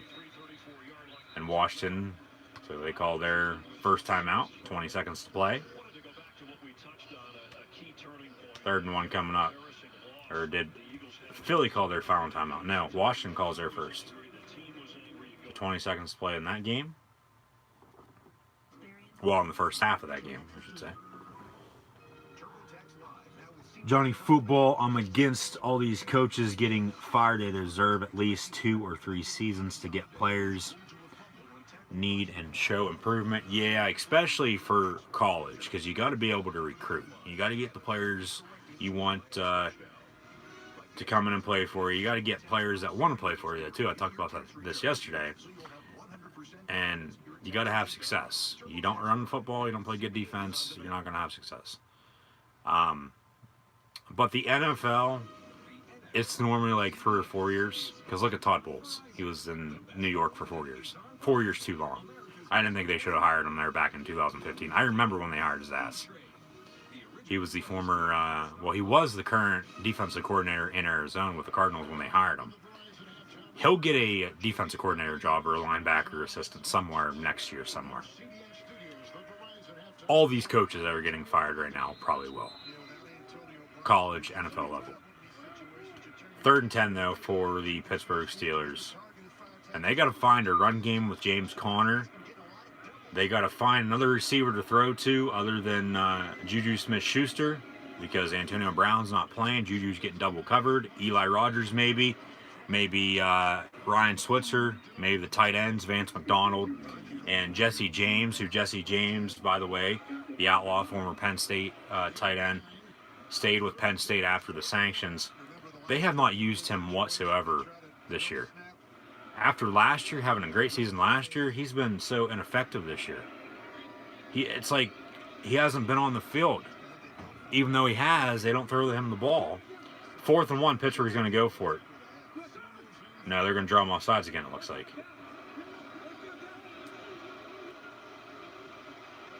Just pin him deep. And we're going to be getting a timeout here. Pittsburgh calls a timeout, and you can hear the fans booing. Some Tomlin, you suck chants as well. Atlanta defeated Tampa 34-32 there earlier. Dirk Cutter ended up getting fired.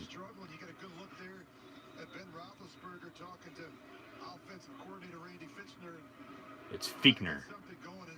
Rich Gannon, it's Randy Fichtner. Fichtner. It's harder than it looks like, though, guys.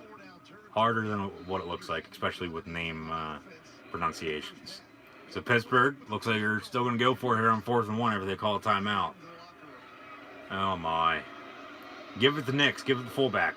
No one uses the fullback anymore. Roethlisberger snaps it. Hands off, fake the give to James Conner. Pass to Xavier Grimble. Nice play there. A bit of a play action. Through across field. Grimble wide open. Past first down marker. Fans booing one play. They're cheering the next. Shouldn't say typical Steeler fans, but sometimes, I mean, I get it. You get down on your team, but you gotta stick with them through thick and thin. So good play call there by Randy Fichtner and Ben Roethlisberger. 1st and 10 now, 1:07 to play in the first half. Ball at the 30-yard line. Empty backfield, 5 wide. Roethlisberger looking over the middle. Passes to his left to Juju Smith-Schuster. He breaks the tackle, stiff arms a guy, and gets past the first down marker. Gain of 11. Another first set of downs for the Pittsburgh offense. 55 seconds and counting to play in the first half. 3:30 to go in half. 13-0 Bears. Vikes have 27 yards total. Another touchdown for the Ravens. That is not good whatsoever. I see your other comment there, Johnny Football, so give me 1 second. I'll read that here in a minute. Don't think I didn't skip over it. I do see it. It did pop through. Pass incomplete.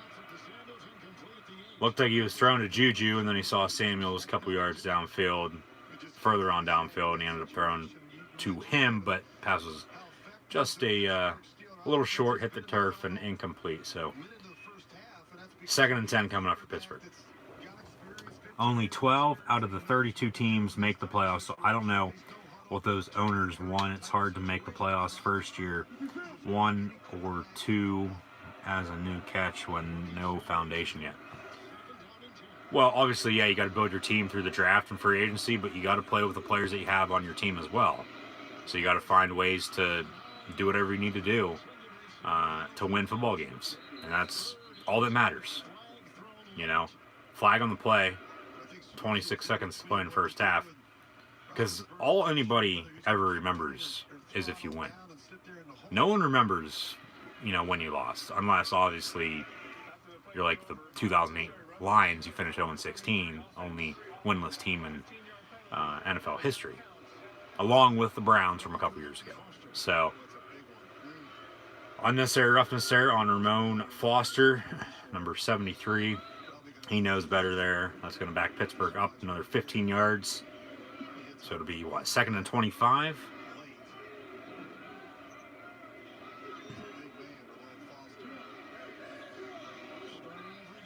Yeah, 2nd and 25 from the 34. 3rd and 25 from the 34. Roethlisberger gets a snap, looking. Dump off, screen, and the flat to Jalen Samuels. He's dancing up the near sideline here. Gets tackled at the 21-yard line. And Matt McGarry, I believe that's the new kicker's name, will come on and attempt a field goal. His first. He's wearing Jeff Reed's old number 3. Or is that Jeff Reed?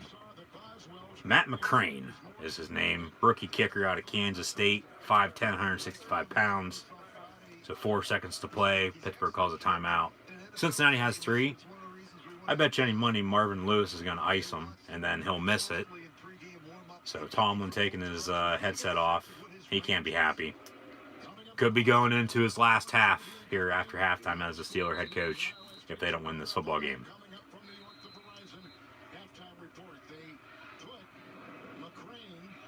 So a 39-yard field goal attempt for Matt McCrane, the rookie out of K-State. His old head coach, old AARP, Bill Snyder, just retired. And his kick is up and good. 10-3 Bengals over the Steelers at halftime. Lots of cheers from the crowd. So they got to like that. Maybe if it does turn out to be something good, get rid of Boswell. Move on. Kickers, you can go out and sign them off the street any day of the week. So, Matt McCrane, number 3. As I said, Jeff Reed's old number. Hopefully he doesn't get into any altercations at Sheets and destroy a hand dryer in the bathroom. So, paper towel dispenser, whatever the hell it was. That was funny, though. That was funny as hell when he did that.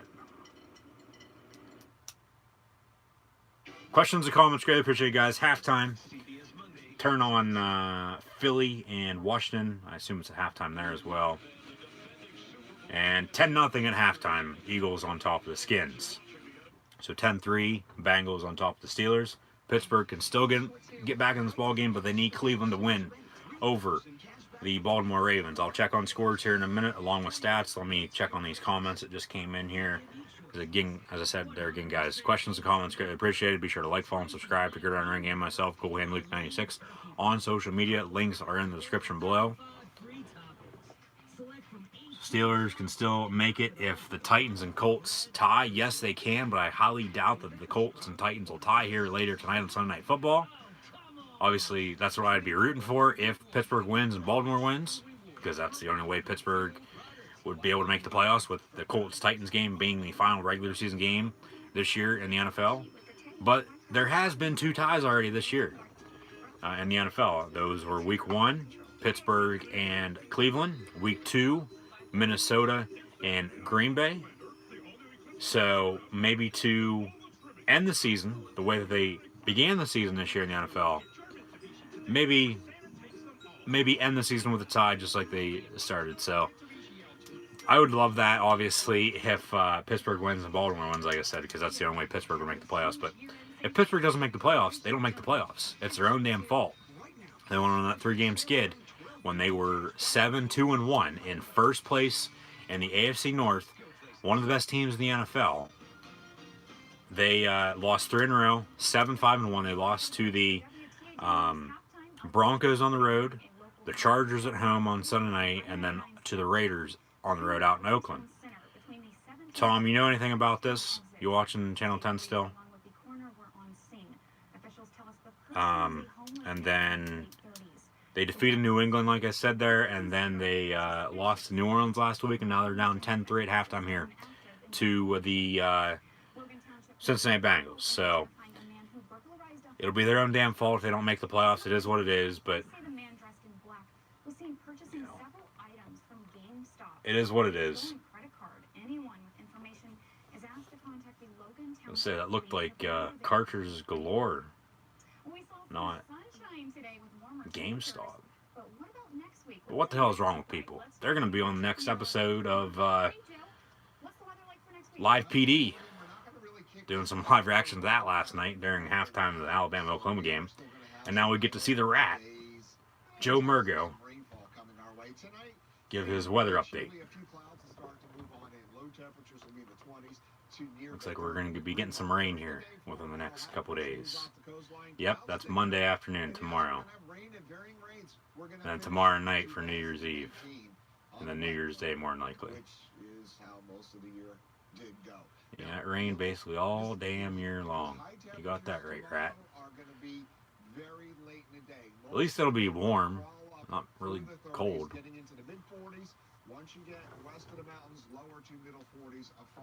13-3 Bears at halftime. Okay. Knock on wood. I mean, it really hasn't snowed a whole lot. I could go without snow this winter, but you know, it's nice to have snow at the same time. So Murgo, I like him. He's not bad. You know, he's been around for how long, but I just call him a rat because that's what he looks like. No offense towards him. So, just speaking the truth, in my opinion at least. Everybody has their own opinions, though. I get it. Christy Shields. No, we want Matt Riddle, the bro. He has an alias. He goes by Matt Riddle in WWE down on NXT, and he goes by Matt Riddle, the weatherman for WTAJ Channel 10 News. So halftime report here, and they're gonna go over the late games in the AFC. Halftime, Cincy leads Pittsburgh 10-3. It's 20-7 Baltimore on top of Cleveland. 21-3 Chiefs on top of the Raiders at halftime. And then the Chargers are leading the Broncos as well. Eagles 10-0 over the Skins at halftime. 14-13 Seattle over Arizona. Almost halftime. That game doesn't mean shit. Rams on top of the 49ers 28-3. And then the Bears on top of the Vikings 13-3. So if Matt Nagy goes in there at halftime and says, "Hey, what's the Rams score?" Because that will affect whether or not the Bears are playing for anything. They're going to say 28-3 over the 49ers. What do you do if you're Matt Nagy? Well, you rest your guys in the second half. You know you're going to be playing next week. That's what you do. I don't know if you're still watching the halftime show here, Don. Slim chance. Slim chance for what? Oh, the Steelers make the playoffs of the... Yeah, if the Titans and Colts tie. Yeah, I got you. Highly doubt it, though, but there is a chance. You're telling me there's a chance? There's a chance, then. With Rams up big, I would sit them all. Yeah, I would, too. I would. So it's halftime. I'll go over some stats now of this Steeler-Bengal game. So, once again, guys, thanks for tuning in and watching my live reactions play-by-play of Steelers-Bengals in the NFL this afternoon. Be sure to like, follow, and subscribe to Gridiron Ring on social media. Links are in the description below. Gridring18 on Facebook, Twitter, and Instagram. And CoolHandLuke96 for myself on Twitter. So be sure to like, follow, and subscribe, especially hit that subscribe button right here on YouTube. Because once again, later tonight, I'll be on doing live reactions play-by-play of the Colts and Titans Sunday Night Football game. And then this upcoming Tuesday, 2 days from now, as New Year's is right around the corner, Penn State and Kentucky and the VRBO 2019 Citrus Bowl. And then if you guys want me to do the 2019 Rose Bowl between Ohio State and Washington, let me know in the chat. So, first half stats for the Bengals and Steelers. Jeff Driscoll, 7 of 12 with 69 yards passing. Always a good number. Ben Roethlisberger, 15 of 22, 123 yards passing. and an interception that was returned for a touchdown. So that's the difference right now. It would be 3-3 here at halftime if Roethlisberger didn't throw that pick six, but he did. Nothing you can do about it. 10-3 at halftime. Joe Mixon, 6 of 18, carrying the football for the Cincinnati Bengals. Jeff Driscoll, 2 of 13, and Giovanni Bernard, 2 of 4. James Conner, 6 carries for 29 yards. Erickson, 5 of 53 receiving. Tate, 1 of 15. And then Pittsburgh receiving, Vance McDonald, 1 of 12. Grimble, 1 of 16, that fourth down conversion there, what a play call that was. Eli Rogers, 4 of 38. James Conner, 1 of 7 out of the backfield. Samuels, 4 of 25. And Juju Smith-Schuster, 3 catches for 18 yards. And then scores from earlier from the National Football League and games that are going on at the moment. Earlier today, the Buffalo Bills defeated the Miami Dolphins 42-17. Bills finished at 6-10, Dolphins 7-9. Miami fires Adam Gase. See what they got going here for the Verizon halftime report now. Oh, they're just going to go over the AFC playoff and NFC playoff pitchers. So Kansas City, New England, Houston, Baltimore, LA Chargers, and the Colts, with the Titans and Steelers in the mix. And then the NFC, the Saints, Rams, Bears, Cowboys, Seahawks, and Vikings, with the Eagles in the mix. But I already went over all those stipulations there, what needs to happen, what can happen. And I'll go over those here, probably some more during the second half, so stay tuned for those. So, as I said, the Bills, they won over the Dolphins 42-17. Adam Gase no longer the head coach for the Miami Dolphins. The Detroit Lions defeated the Green Bay Packers 31-0 on the road. Both teams finished with 6 wins, 6-10 for Detroit, 6-9-1 for the Packers. I don't know the last time the Packers got shut out at home during the regular season or in the playoffs. If you guys want to look that up for me, let me know in the chat. That would be greatly appreciated. The Patriots, they clinched the AFC East there a week ago versus the Bills. They clinched a first-round bye this week over with the win over the Jets, 38-3. So they'll be at least the 2 seed. They very well could be the 1 seed, depending on what happens with the Chiefs and Chargers. The Carolina Panthers, they finished at 7-9. The Jets, by the way, they fired Todd Bowles. Green Bay also looking for a new head coach. They fired Mike McCarthy a couple weeks ago. Carolina, they got revenge over the New Orleans Saints from the Monday night loss there a couple weeks ago. The Panthers won 33-14, but the Saints were resting their starters. Drew Brees did not play. Teddy Bridgewater played in his spot. Ron Rivera, I think he'll be fine. I don't think he'll be getting fired. The Cowboys, they came back and won. This game was back and forth. This was at 1 o'clock on Fox. It was 35-28. And the Cowboys scored, went for 2, converted, 36-35. Cowboys win over the Giants. Cowboys will play next week, more than likely versus the Seattle Seahawks in the NFC wildcard round. The Giants, their season comes to an end. We will get to see Saquon Barkley play, though, in the Pro Bowl a week before the Super Bowl. So, I was talking about that there earlier. So, if you were just tuning in and watching, thank you. Be sure to like, follow, and subscribe. Hit that subscribe button right here on YouTube. Share on social media, and follow me on Twitter at CoolHandLuke96.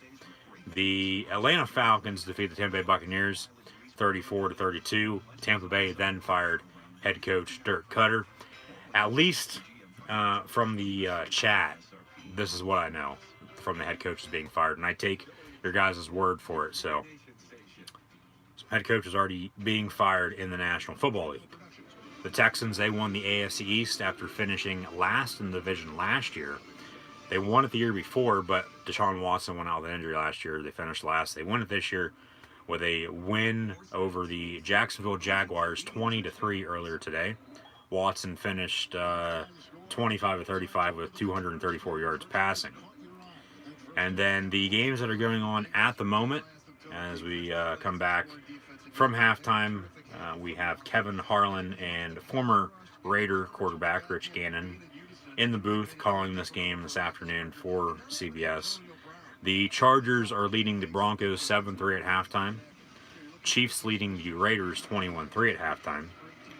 Rams on top of the 49ers almost at halftime, 28-9, pending the extra point, more than likely there, as Nick Mullins just passed to James for a 9-yard touchdown. So yeah, pending the extra point by former Penn State Nittany Lion, former Chicago Bear and Giant kicker, native of Lock Haven, Pennsylvania, pending the extra point by now 49er kicker Robbie Gould.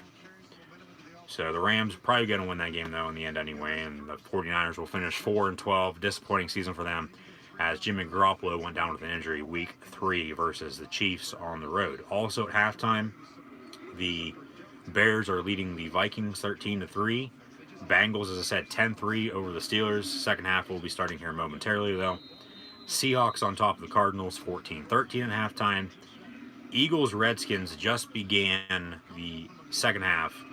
10-0 Philly still over Washington, and then Baltimore leads Cleveland 20-7 at halftime. And then the Sunday night game this week, Indianapolis and Tennessee.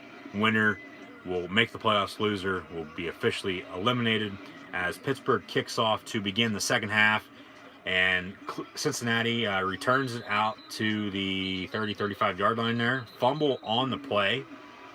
Looked like he was down, though, but Pittsburgh recovers. Roosevelt Nix, number 45, has the ball at this very moment, but however, there is a flag on the play. Pittsburgh signaling that it is their ball. We'll have to see what the call on the field is. Looks like there's going to be a hold on the return. See the replay here. See if the ball did come out before he was down by contact. Knee down right there. Ball's not out. That's going to be Bengal ball, so they're just going to back it up. Ball did come out a little late, though, but he was down, so they're just going to back it up for the Bengals with the flag. They just got to figure out where the holding happened. It'll be half the distance, then, more than likely, from the spot. So the second half begins. There's 14:52 to play in the third quarter. 10-3 Cincy on top of Pittsburgh. Rolling on the field, he was down by contact, so Pittsburgh can challenge. I want it. Holding, 10-yard penalty, first down Cincinnati. Now, if it was a fumble, Cincinnati might want to look at it, but they'd have to find undisputable video evidence to overturn it, though, under review. But call on the field is he was down by contact, and 10-yard penalty. Cincinnati will have the ball 20-yard line now, maybe? Where'd they spot this at? 17-yard line is where they spotted at. Close enough. 1st and 10. Jeff Driscoll in shotgun, 3 wide, 2 up top to the top of your screen. Bengals going left to right to begin the second half, as they deferred at the start of the game to get the ball here in the second half. So incomplete pass intended for Tate there, number 15, down the near sideline here. So 2nd and 15, or 2nd and 10, excuse me, coming up for the Cincinnati Bengals. You guys have questions and comments as well, let me know in the chat. Greatly appreciated. Hit that thumbs up button if you guys think I'm doing a good job. Also share on social media, whatever social media outlets you guys are using nowadays. Put it out there. And be sure to subscribe to Gridiron Ring right here on YouTube. So man in motion, that's the tight end. 2nd and 10 from the 17. Driscoll under center. Hand off to Joe Mixon, former Oklahoma Sooner. He's going to be tackled at the line of scrimmage by number 48, Bud Dupree, former Kentucky Wildcat. As I said, Kentucky plays Penn State and the Citrus Bowl come Tuesday.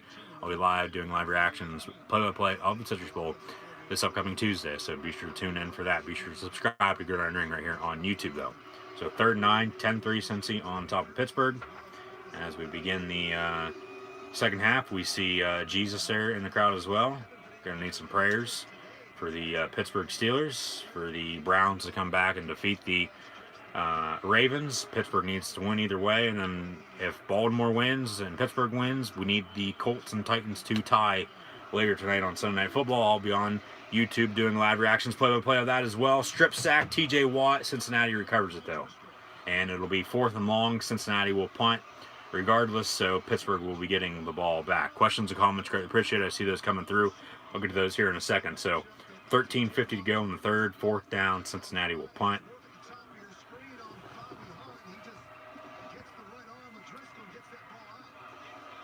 Worst comes to worst, you play the Vikings next week, and they have 50 yards in the first half today. Yeah, so you'd play the Vikings for the third time this year, but you'd be playing them for the second time at your home stadium, at your home field in Chicago at Soldier Field, one of the most historic stadiums in the National Football League. And you guys beat them earlier this year, right before Thanksgiving on Sunday Night Football. So I would pick the Bears right now over the Vikings if they play next week. And more than likely they will. As a Pats fan, how far do you think they'll get? Don't know if you're still listening or watching. Daniel Gonzalez, thank you for tuning in, though. Be sure to subscribe to Good On Ring right here on YouTube. I mean, you can't pick against Tom Brady and Bill Belichick in the playoffs. You just can't. They have lost in the divisional round, though, before, and in the AFC Championship game to the Broncos and to the who did they lose to in the divisional round the one year? This is going back a ways. I'm trying to think. I know they played the Titans last year in the divisional round, and then they defeated them. They defeated the Jaguars in the AFC title game. But this would be within the past 15 years. I know that's a long time, but they've lost. I'm trying to think of the teams. But what I'm trying to say is that they've lost in the playoffs before, so they could very well lose again. But they're playing some damn good football right now. After losing, well, they lost 2 in a row in December for the first time since 2002, I believe it was. I believe I said that in my predictions video within the past couple weeks. Go check out my NFL Week 17 predictions video right here on YouTube. I know Week 17 is coming to an end, but it's still right here on the YouTube channel. I'll have my NFL wildcard predictions out sometime this week, so stay tuned for that as well. But the Patriots, I think they'll win in the divisional round at the moment. It's going to be depending on who they play, though, because them being the 2 seed at the moment, they'll play the higher seed coming out of the wild card round, whoever wins between the 2 wild card games. The 1 seed being the Chiefs at the moment would play the lower seed, whoever wins in the wild card round, if this makes any sense. Hopefully it should. But we got to see what happens with the Chiefs and Chargers. If they both lose, New England's going to get the one seed, and then they'll play the lowest remaining wild card seed in the divisional round at home. They win that, they'll have home field for the AFC title game once again. And then if they get the 2 seed, which more than likely they will, because Kansas City is up on Oakland, and the Chargers defeating the Broncos. If the Chiefs lose and the Chargers win, the Chargers are going to get the 1 seed. The road to the Super Bowl through the AFC will go through LA. So then the Patriots would have to travel cross country if those 2 teams meet in the AFC title game, and then I'd probably give the edge to the Chargers at that point. And the Chargers would play maybe the Rams or the Saints in the Super Bowl, maybe even the Bears. Maybe an LA Super Bowl in Hotlanta. We'll see. 4th and 16 though for the Bengals coming back from commercial break here. They're going to punt. But depending on, I think they'll win in the divisional round, to answer your question. Depending on who they play. Because really it's all hypothetical still with the playoff picture, especially in the AFC not being set. NFC basically set. With the Eagles, they got to win, and then they got to have the Bears defeat the Vikings to make the playoffs. And that's looking good right now. Philly might be making the playoffs again. Pitt plays tomorrow. They play Stanford in the Sun Bowl down in El Paso. James Conner, former Pitt Panther, battled cancer, defeated that. And the Bengals at the moment, they're defeating the Steelers, but Conner in the backfield, 1st and 10 from the 45. Roethlisberger under center. Conner gets the carry. He's going to get about 2 yards on that run. New England, they could go the whole way to the Super Bowl, though. I mean, hopefully this is making sense to you. But like I said there at the start, it's hard to pick against Tom Brady and Bill Belichick in the playoffs. Especially if the road to the Super Bowl through the AFC is going through Foxborough. So, it'll be interesting. pass out in the flat to Roosevelt Nix, number 45. He gets about 2 yards close to midfield there. And it's going to be about 3rd and 6 for Pittsburgh under, well, about 12:42 to play in the 3rd quarter. Thanks for the detailed answer, subscribed, and keep repping the beard. Well, thank you, Juan, for tuning in and watching and listening, watching my live reactions play-by-play. Try to do my best, try to give the best possible answer. So, thank you for subscribing as well. Be sure to share this live reaction stream on social media. Be sure to share the page on social media as well. Get it out to your other friends and family and have them subscribe if they have YouTube channels. Have them subscribe to Gridiron Ring right here on YouTube. So Roethlisberger gets taken down in the backfield, flag on the play. I think it's going to be a defensive holding, though, on Cincinnati. But Carlos Dunlap talking with the officials, the Zebras, the white capper at the moment. And they're going to say illegal block in the back on Pittsburgh, maybe. Or pass interference on Pittsburgh. Penalty's going to be declined. And it's going to be 4th down. So Pittsburgh will punt. Jesus Christ. And James Washington. He just passed 5,000 yards.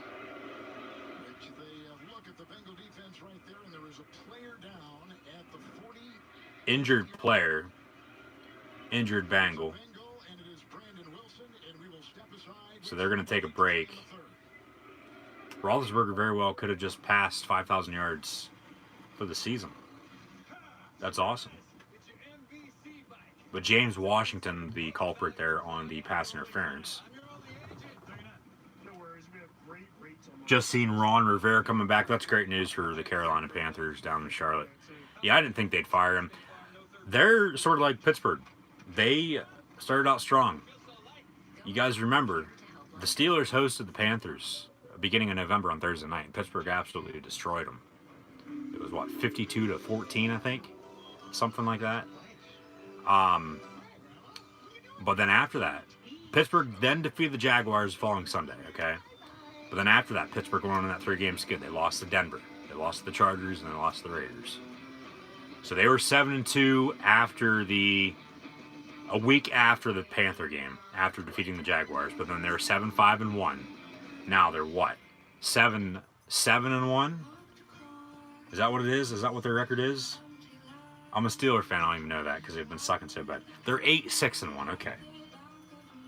So they need to get to 9 wins. They need 9-6-1. And a Cleveland Brown win over Baltimore to make the playoffs, which still not looking good, but maybe Tennessee and Indianapolis tie. Who the hell knows? That's why they play the games. Like I said, ties earlier this season with Pittsburgh and Cleveland and Minnesota and Green Bay. Maybe you end the season the way you started it with ties. So that would be awesome if Baltimore does win. I was talking about that there earlier. So that's good that Ron Rivera is coming back. He's a good coach, Riverboat Ron. And I think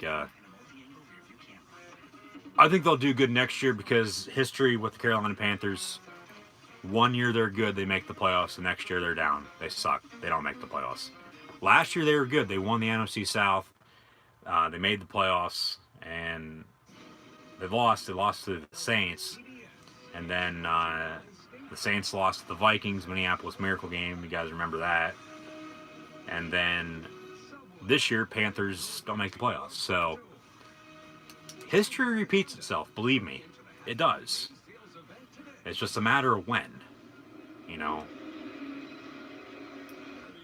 Come back from commercial break. Nice aerial view there of the Steel City, Pittsburgh, Pennsylvania. 4th and 6 for Pittsburgh. They're going to punt once again. See some people leaving already. Maybe going to get a nice ice cold brew though. 4th and 6, Pittsburgh down 7-10-3, and Jordan Berry on to punt. And he punts, gets it up and away. Ball bounces at the 17-yard line, rolls out of bounds to the 14. Marcus Allen on the coverage, former Penn State Nittany Lion from Marlboro, Maryland. Here's some Steel Dragon, stand up and shout. Get the crowd involved. Sir Paul McCartney will be on 60 Minutes tonight. But when they play Renegade by Styx, get this crowd involved. Everything changes. I don't know why, but it just they just play better. They play a different type of football after they play that song. Mixon gets the carry up the far sideline. He gets the first down and then some, gain of about 20, 25 yards. 21-yard gain officially by Joe Mixon, according to Kevin Harlan. So thank you to him. Thank you to his stat guy in the booth as well. Kevin Harlan also announces some NBA basketball, college basketball too. He's a very, very good announcer. And like I said before, you got to give credit where credit is due. TJ Watt looks like he's going to be bringing some pressure off the outside. He doesn't get there in time now. Another handoff to Joe Mixon, gain of about 3. So second and about 6 or 7 coming up for the Bengals from the OHIO State. Second and 7 officially.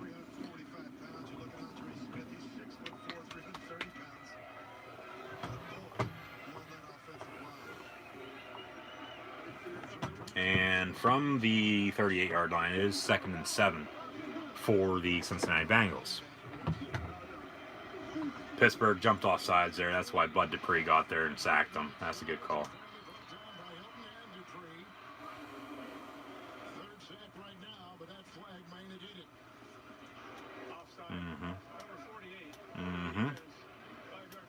Saw that from a mile away and said it a couple seconds ago. Swear to God, they have me bugged. I'm telling you.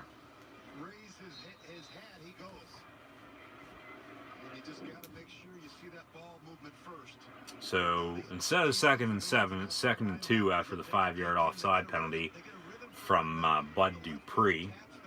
Hopefully Kentucky, his old squad in college, has a lot of penalties on Tuesday when they play Penn State, as the Nittany Lions will be facing off versus the Wildcats.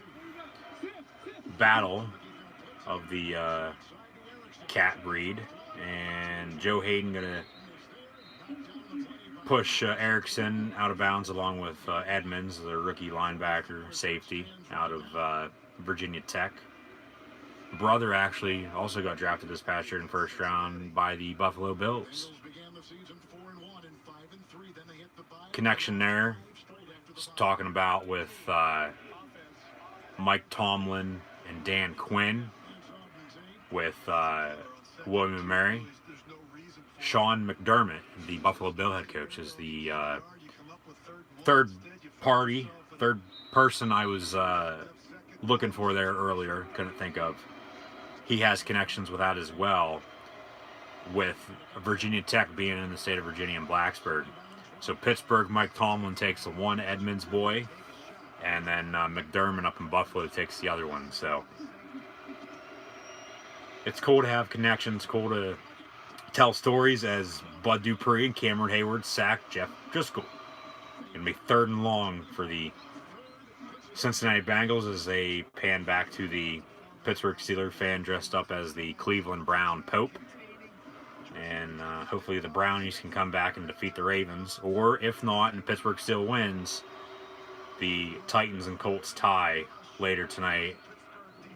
If that doesn't happen, Pittsburgh is eliminated. They will not be playing in the playoffs this year. So this very well could be their final game of the season.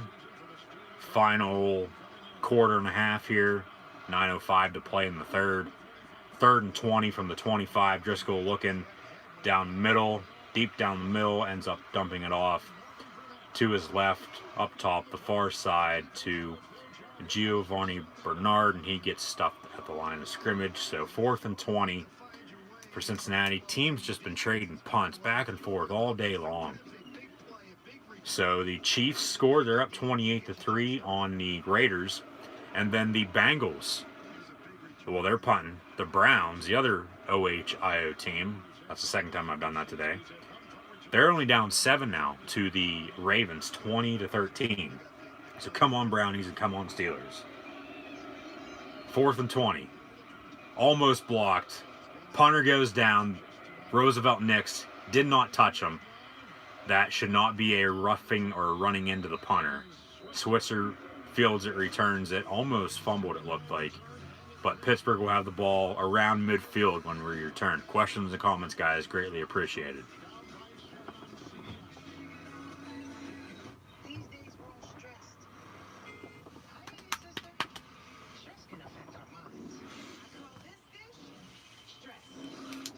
Check out my predictions, see how I'm doing here.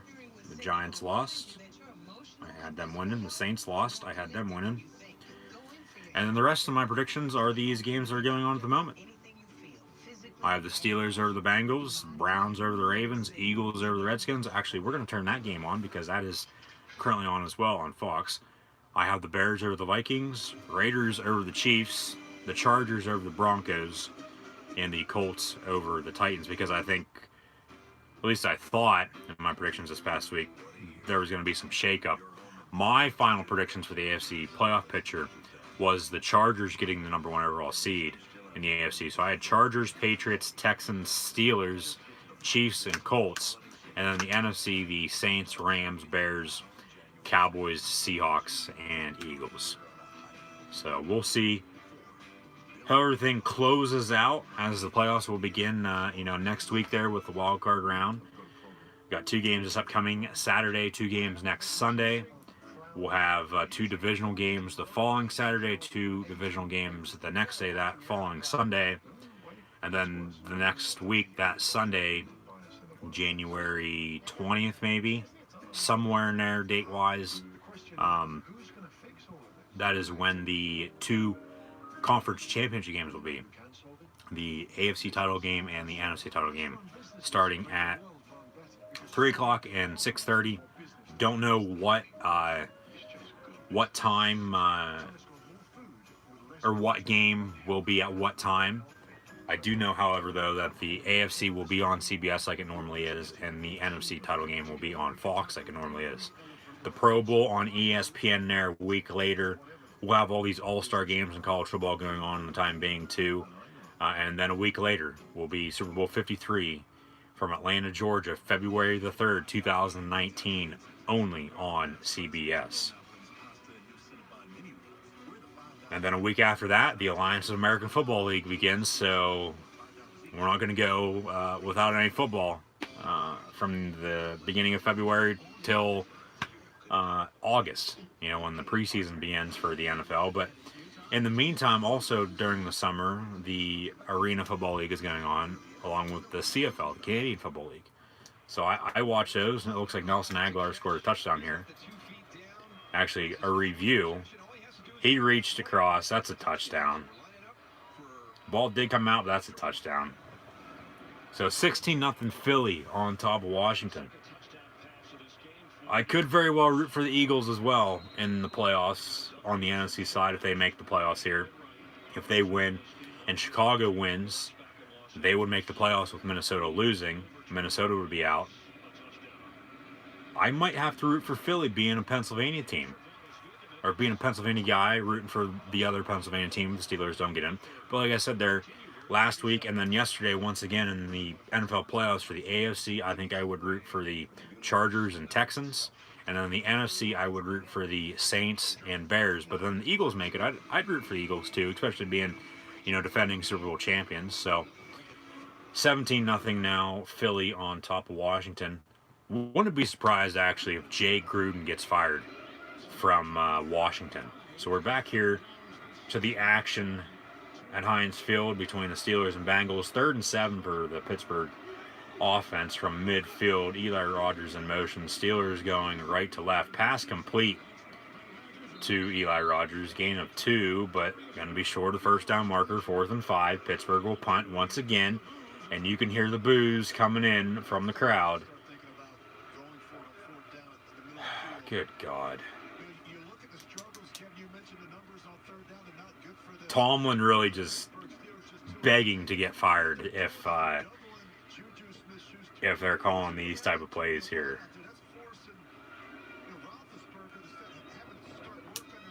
I think Mike McCarthy would be accepted in Pittsburgh as the head coach, being a Pittsburgh native and having success in Green Bay. Super Bowl win over the Steelers, Super Bowl 45. But like I said, though, why? I get why you would fire your head coach, Mike Tomlin, but who are you going to go out and hire if you do fire him? Who are you going to go out and hire if Mike McCarthy doesn't want the job? There's no one out there, if you ask me. So, Vikings driving, holding on the receiving team for the Bengals there, so blocking the back. And they called it on a guy who is inactive, not even playing. 88 on Pittsburgh. That should be Darius Hayward-Bay blocking the back, but it makes no sense because Cincinnati returned it. Commercial break. They'll figure it out. Vikings driving. What's the score? You know, the score is still 13-3. Firing Tomlin is no. I agree with you. I don't think they should, but they very well could if they lose this game and don't make the playoffs. So, can you guys still hear me all good? Can you see me moving around? Fixing the flow as the hair is blowing in the wind. Video quality, all fine and dandy. So make sure everything's going good. Yeah, so in my predictions, though, 0-2 so far, because I only picked 2 early games. The rest are these late games. So, I'll be on again later tonight here once this game wraps. I'll be on YouTube doing live reactions play-by-play of the Sunday Night Football game for the Titans and Colts. Winner will make the playoffs, loser eliminated. I have the Colts in that game, so let me know in the chat who you guys think will win that game. 13-3, Bears over the Vikings, have the ball inside the 5. So, probably going to be 13-10 here in the next couple seconds, I would think. Unless something dramatically happens. It's your birthday. Need that win. Well, happy birthday, one. And yes, need the win. That's for damn sure. So,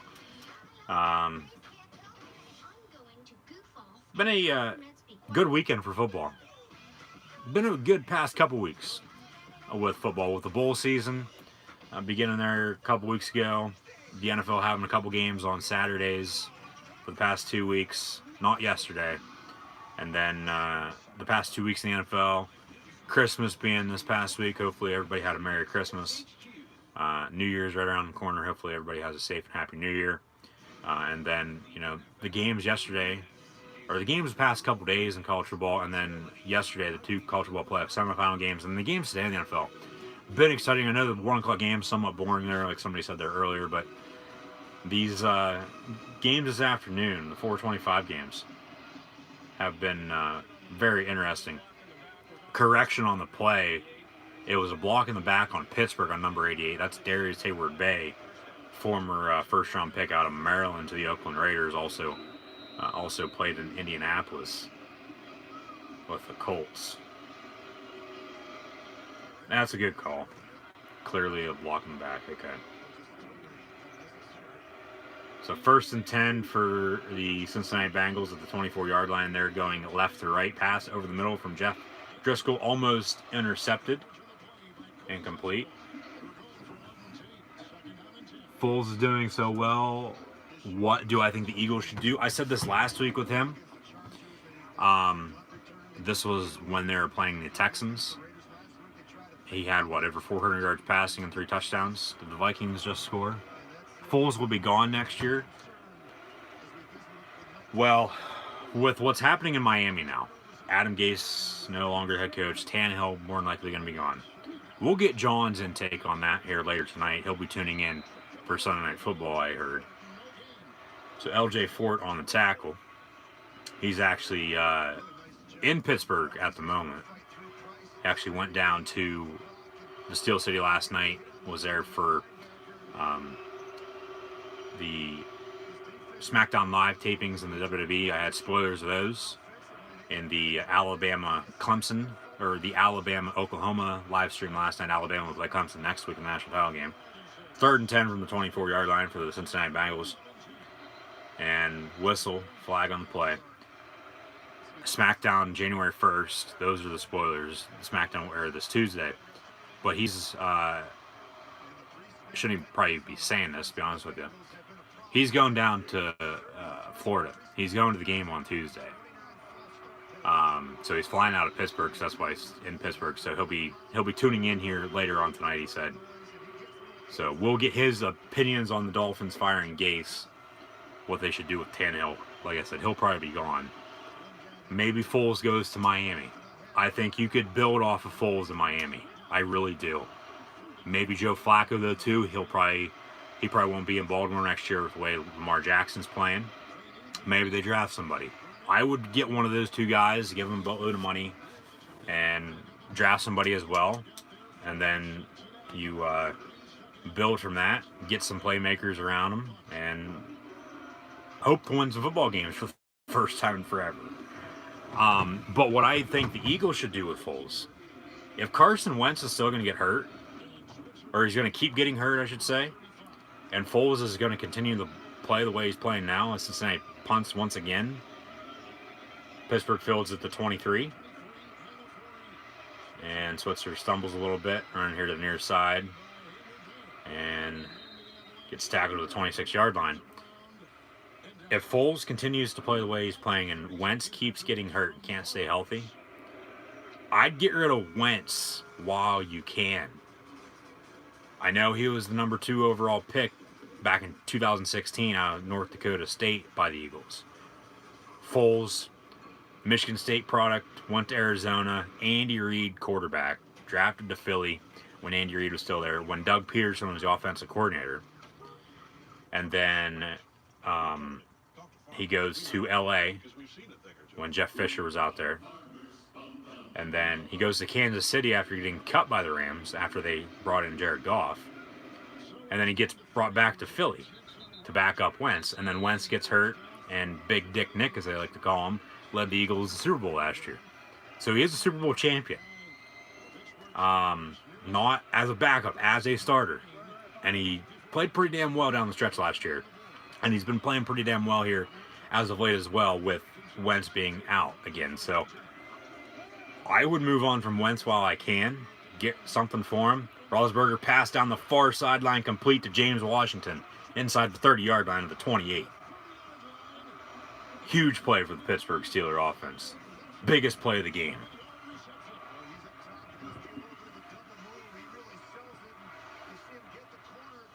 Ball put right in the breadbasket for James Washington, right on the money. All he had to do was look behind him, get his hands there and catch it. Roethlisberger pumped up about that. Ball going to be spotted at the 27. Roethlisberger 19 of 28, now 177 yards passing. Does have that INT return for a touchdown. So James Conner gets the carry running up the near sideline here. Gets pushed out of bounds after getting a first down at the 10-yard line. So it's going to be first and goal at the 10. First and 10 at the 10, it looks like.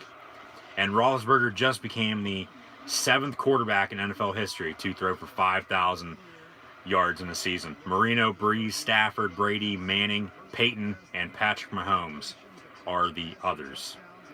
So that's good company to be a part of. I'll get back to Foles and the Dolphins and Flacco and all that nonsense that we were just talking about there a second ago. I'll get back to that here in a second. So bubble screen onto Juju up top, far side. Juju walks in the end zone, touchdown Pittsburgh, 10-9, pending the extra point by newly signed kicker Matt McCrane, who is 1 of 1 on the day for field goals. So a extra point away from tying it up with 3:50 to play in the third quarter. We got ourselves a ball game. This crowd's starting to get into it now as well.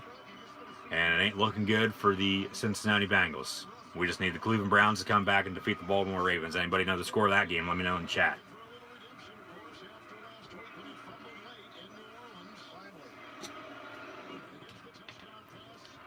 Roethlisberger, 20 of 29, 188 yards and a touchdown. McCrane's extra point is up and good. Sneaks in.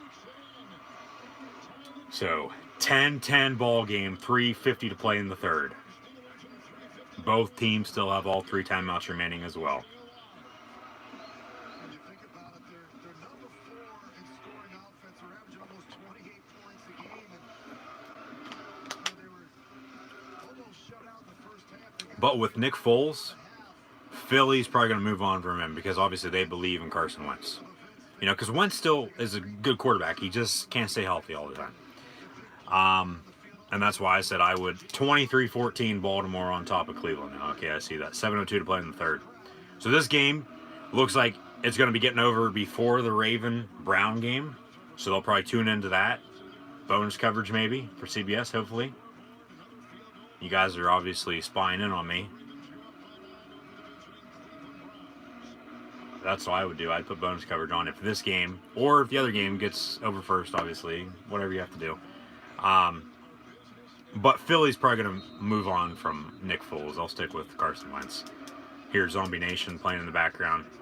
As I said, Pittsburgh needs to win, needs Cleveland to defeat Baltimore to make the playoffs, or if Pittsburgh wins and Indianapolis, Tennessee tie tonight, Pittsburgh will also make the playoffs. So Pittsburgh kicks off. Cincy, Erickson fields it at the 2. He's going to get a return out of the 26-yard line. I'm trying to think of destinations other than Miami for Nick Foles. Maybe Jacksonville. Blake Bortles was probably done. He should have been done there last year. They shouldn't have signed him to the extension that they gave him, but they did. Oh well, there's nothing you can do about it now. You got to give him his money. Holding on Giovanni Bernard on the return, so that's going to back the Bengals up. Ben's big year, 2018 season, franchise ranks for completions, attempts, passing yards, and touchdowns, all first. All at the top of the leaderboard. He's going down as either the best or the second best quarterback in Steeler history. He's either going to be ahead of Terry Bradshaw or behind Terry Bradshaw when it's all said and done.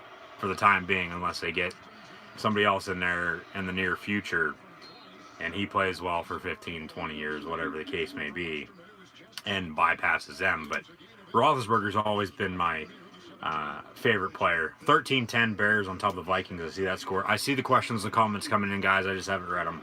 So bear with me on that. Roethlisberger, since he got drafted into the league out of Miami, Ohio, he's always been my favorite player in the NFL. Yeah, in 2002 when I started watching football, Penn State being my favorite college team, Larry Johnson was running wild, had 2,000 yards that season running the ball for the mini lines. I liked him, and I liked him in the NFL as well. He played for the Chiefs for a while before he got in trouble. Also played for the Dolphins, Bengals, and Redskins. And then really didn't have a favorite player up until Saquon Barkley. Christian Hackenberg right before him in college, and I still support him. But he really never got his chance in the NFL with the Jets. He's currently in the Alliance of American Football League. So I like both of them guys. Hackenberg and Barkley being Penn State guys, Penn State products. Barkley clips 2,000 total yards earlier today. Third rookie running back to ever do so. Eric Dickerson and Edgerrin James, the other two, I talked about that there earlier. Pass incomplete down the far sideline on 1st and 10 by Jeff Driscoll. So 2nd and 10 coming up for Cincinnati. 2:24 to play in the third. Joe Hayden on coverage. Driscoll not playing that bad. 9 of 17, 77 yards. What was I saying there? Oh, but I've always liked Roethlisberger. He's always been my favorite player, and he will be, whether it be a first ballot or not, he will be a future Hall of Famer in my eyes, and I think in a lot of other people's opinions as well. So 2nd and 10, 5 wide, empty backfield for Cincinnati from the 21-yard line. Pass complete to the tight end. Back at the 27-yard line, it looked like. And that was Uzma, I believe, 87, yeah. Uzma. Rich Gannon, he can get back at me now, since I don't know how to pronounce that. And then he didn't know how to pronounce Randy Fichtner's name there earlier. But like I said, it's harder than what it looks like, guys. You got to give credit where credit is due. Everybody messes up every now and then. So 3rd and 4, Steeler defense on the field, 1:44 to play in the third. Crowd getting involved, fans on their feet. Steelers bringing the blitz. Pass complete to Mixon. He's going to be about 2 yards shy of the first down now. So 4th and short for Cincinnati, 4th and 2 officially, 1:32 to play in the third. Cincinnati will punt. Pittsburgh will get the ball back, and we'll try to put more points on the board here to end this game to win, and hopefully Cleveland defeats Baltimore, and Pittsburgh makes the playoffs. If Philadelphia loses to Washington, I don't think that's going to happen because they're up, 17-0 there. And Minnesota still loses, the Vikings will still make the playoffs because Minnesota defeated Philadelphia earlier this year. They have the head-to-head win back in late September, early October. I don't know if you guys remember that game. Under a minute to play in the third. Ryan Switzer calls for a fair catch. Pittsburgh will have the ball 1st and 10, about the 25-yard line. I'll read these questions and comments now.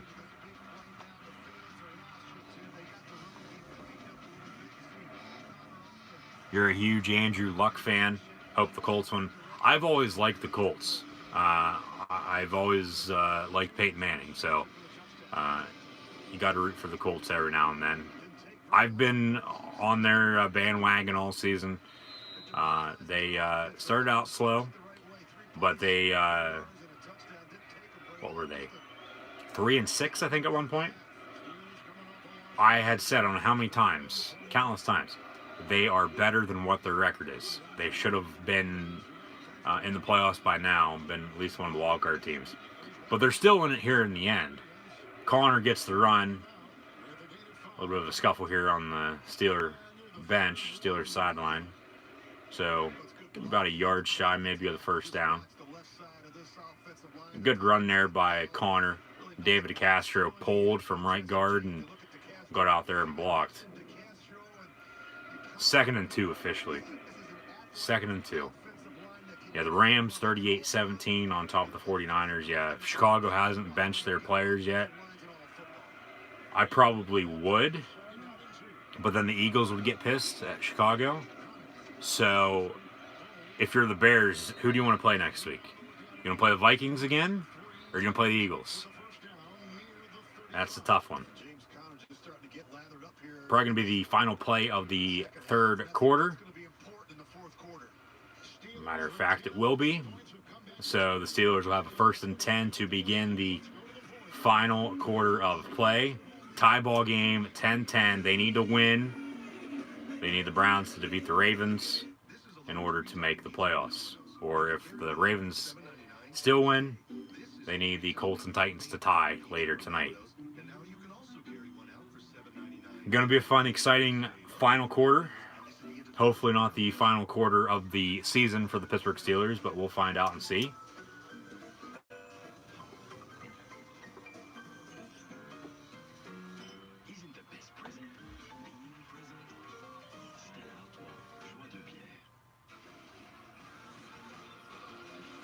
(23-14) Ravens, okay. Big Ben is Hall of Famer, but not as good as Brady, Manning, Rodgers, and Breeze. Okay, you want to compare Roethlisberger with those four. Manning, in my opinion, is the best quarterback of all time. Okay, best quarterback of all time. I don't care what anybody says. My opinion, everybody has their own opinions, I get it. In my opinion, Peyton Manning, greatest quarterback of all time. Brady is up there as well. Okay, he has 5 rings. So does Joe Montana. There's the comparison with them two. Brady's in the top 5 for sure. My top 2, though, are Peyton Manning and Brett Favre. Aaron Rodgers is clutch. Aaron Rodgers is clutch. He has 1 Super Bowl win, yeah, to his credit, but he's more so clutch than he is a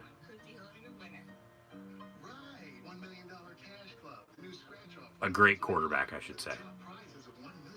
Because you become great by being clutch in big games, if that makes any sense. So, Breeze, he's going to go down as one of the best quarterbacks of all time as well. I would probably put him at I'd put him in my top 5 right now too. And who would have thought? Who would have thought? Whenever he blew his shoulder out in San Diego with the Chargers, that he would be playing this damn well. What? 10 years later, 10, 12 years later, with the Saints, Super Bowl win to his resume as well. He's thrown for 5,000 yards in the season 4 different times. Just talked about 5,000 yards in the season with Roethlisberger there, with the 6 other quarterbacks. There's only 7 quarterbacks now in NFL history to accomplish that feat. So, everybody has their own list. Everybody has their own opinions. I totally get it. In my opinion, Roethlisberger would be a first ballot Hall of Famer. He's done so much for the Pittsburgh Steelers, being a Steeler fan. Pass complete to Juju Smith-Schuster. They're going to say a catch. About a 15-yard gain. They're going to say a catch. That's a catch. They might want to look at this, though. He might have bobbled it going out of bounds. 1 foot in bounds. The other never touched, it looked like, but the ball went out of bounds. That's close. They got to find undisputable video evidence, though, to overturn it, as it is a catch on the field, and does look like Marvin Lewis is going to challenge.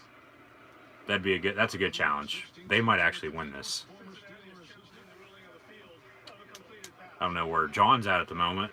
He'd be arguing with me about that at the moment, but as I said, he is in Pittsburgh. He'll be tuning in later tonight, more than likely. So, like I said, everybody has their own opinions. I get it. Roethlisberger, with those quarterbacks, I would say it's either Roethlisberger or Rodgers for what? The number 4 spot for those 5 quarterbacks. So, like I said, Rodgers is more clutch. Roethlisberger is 2.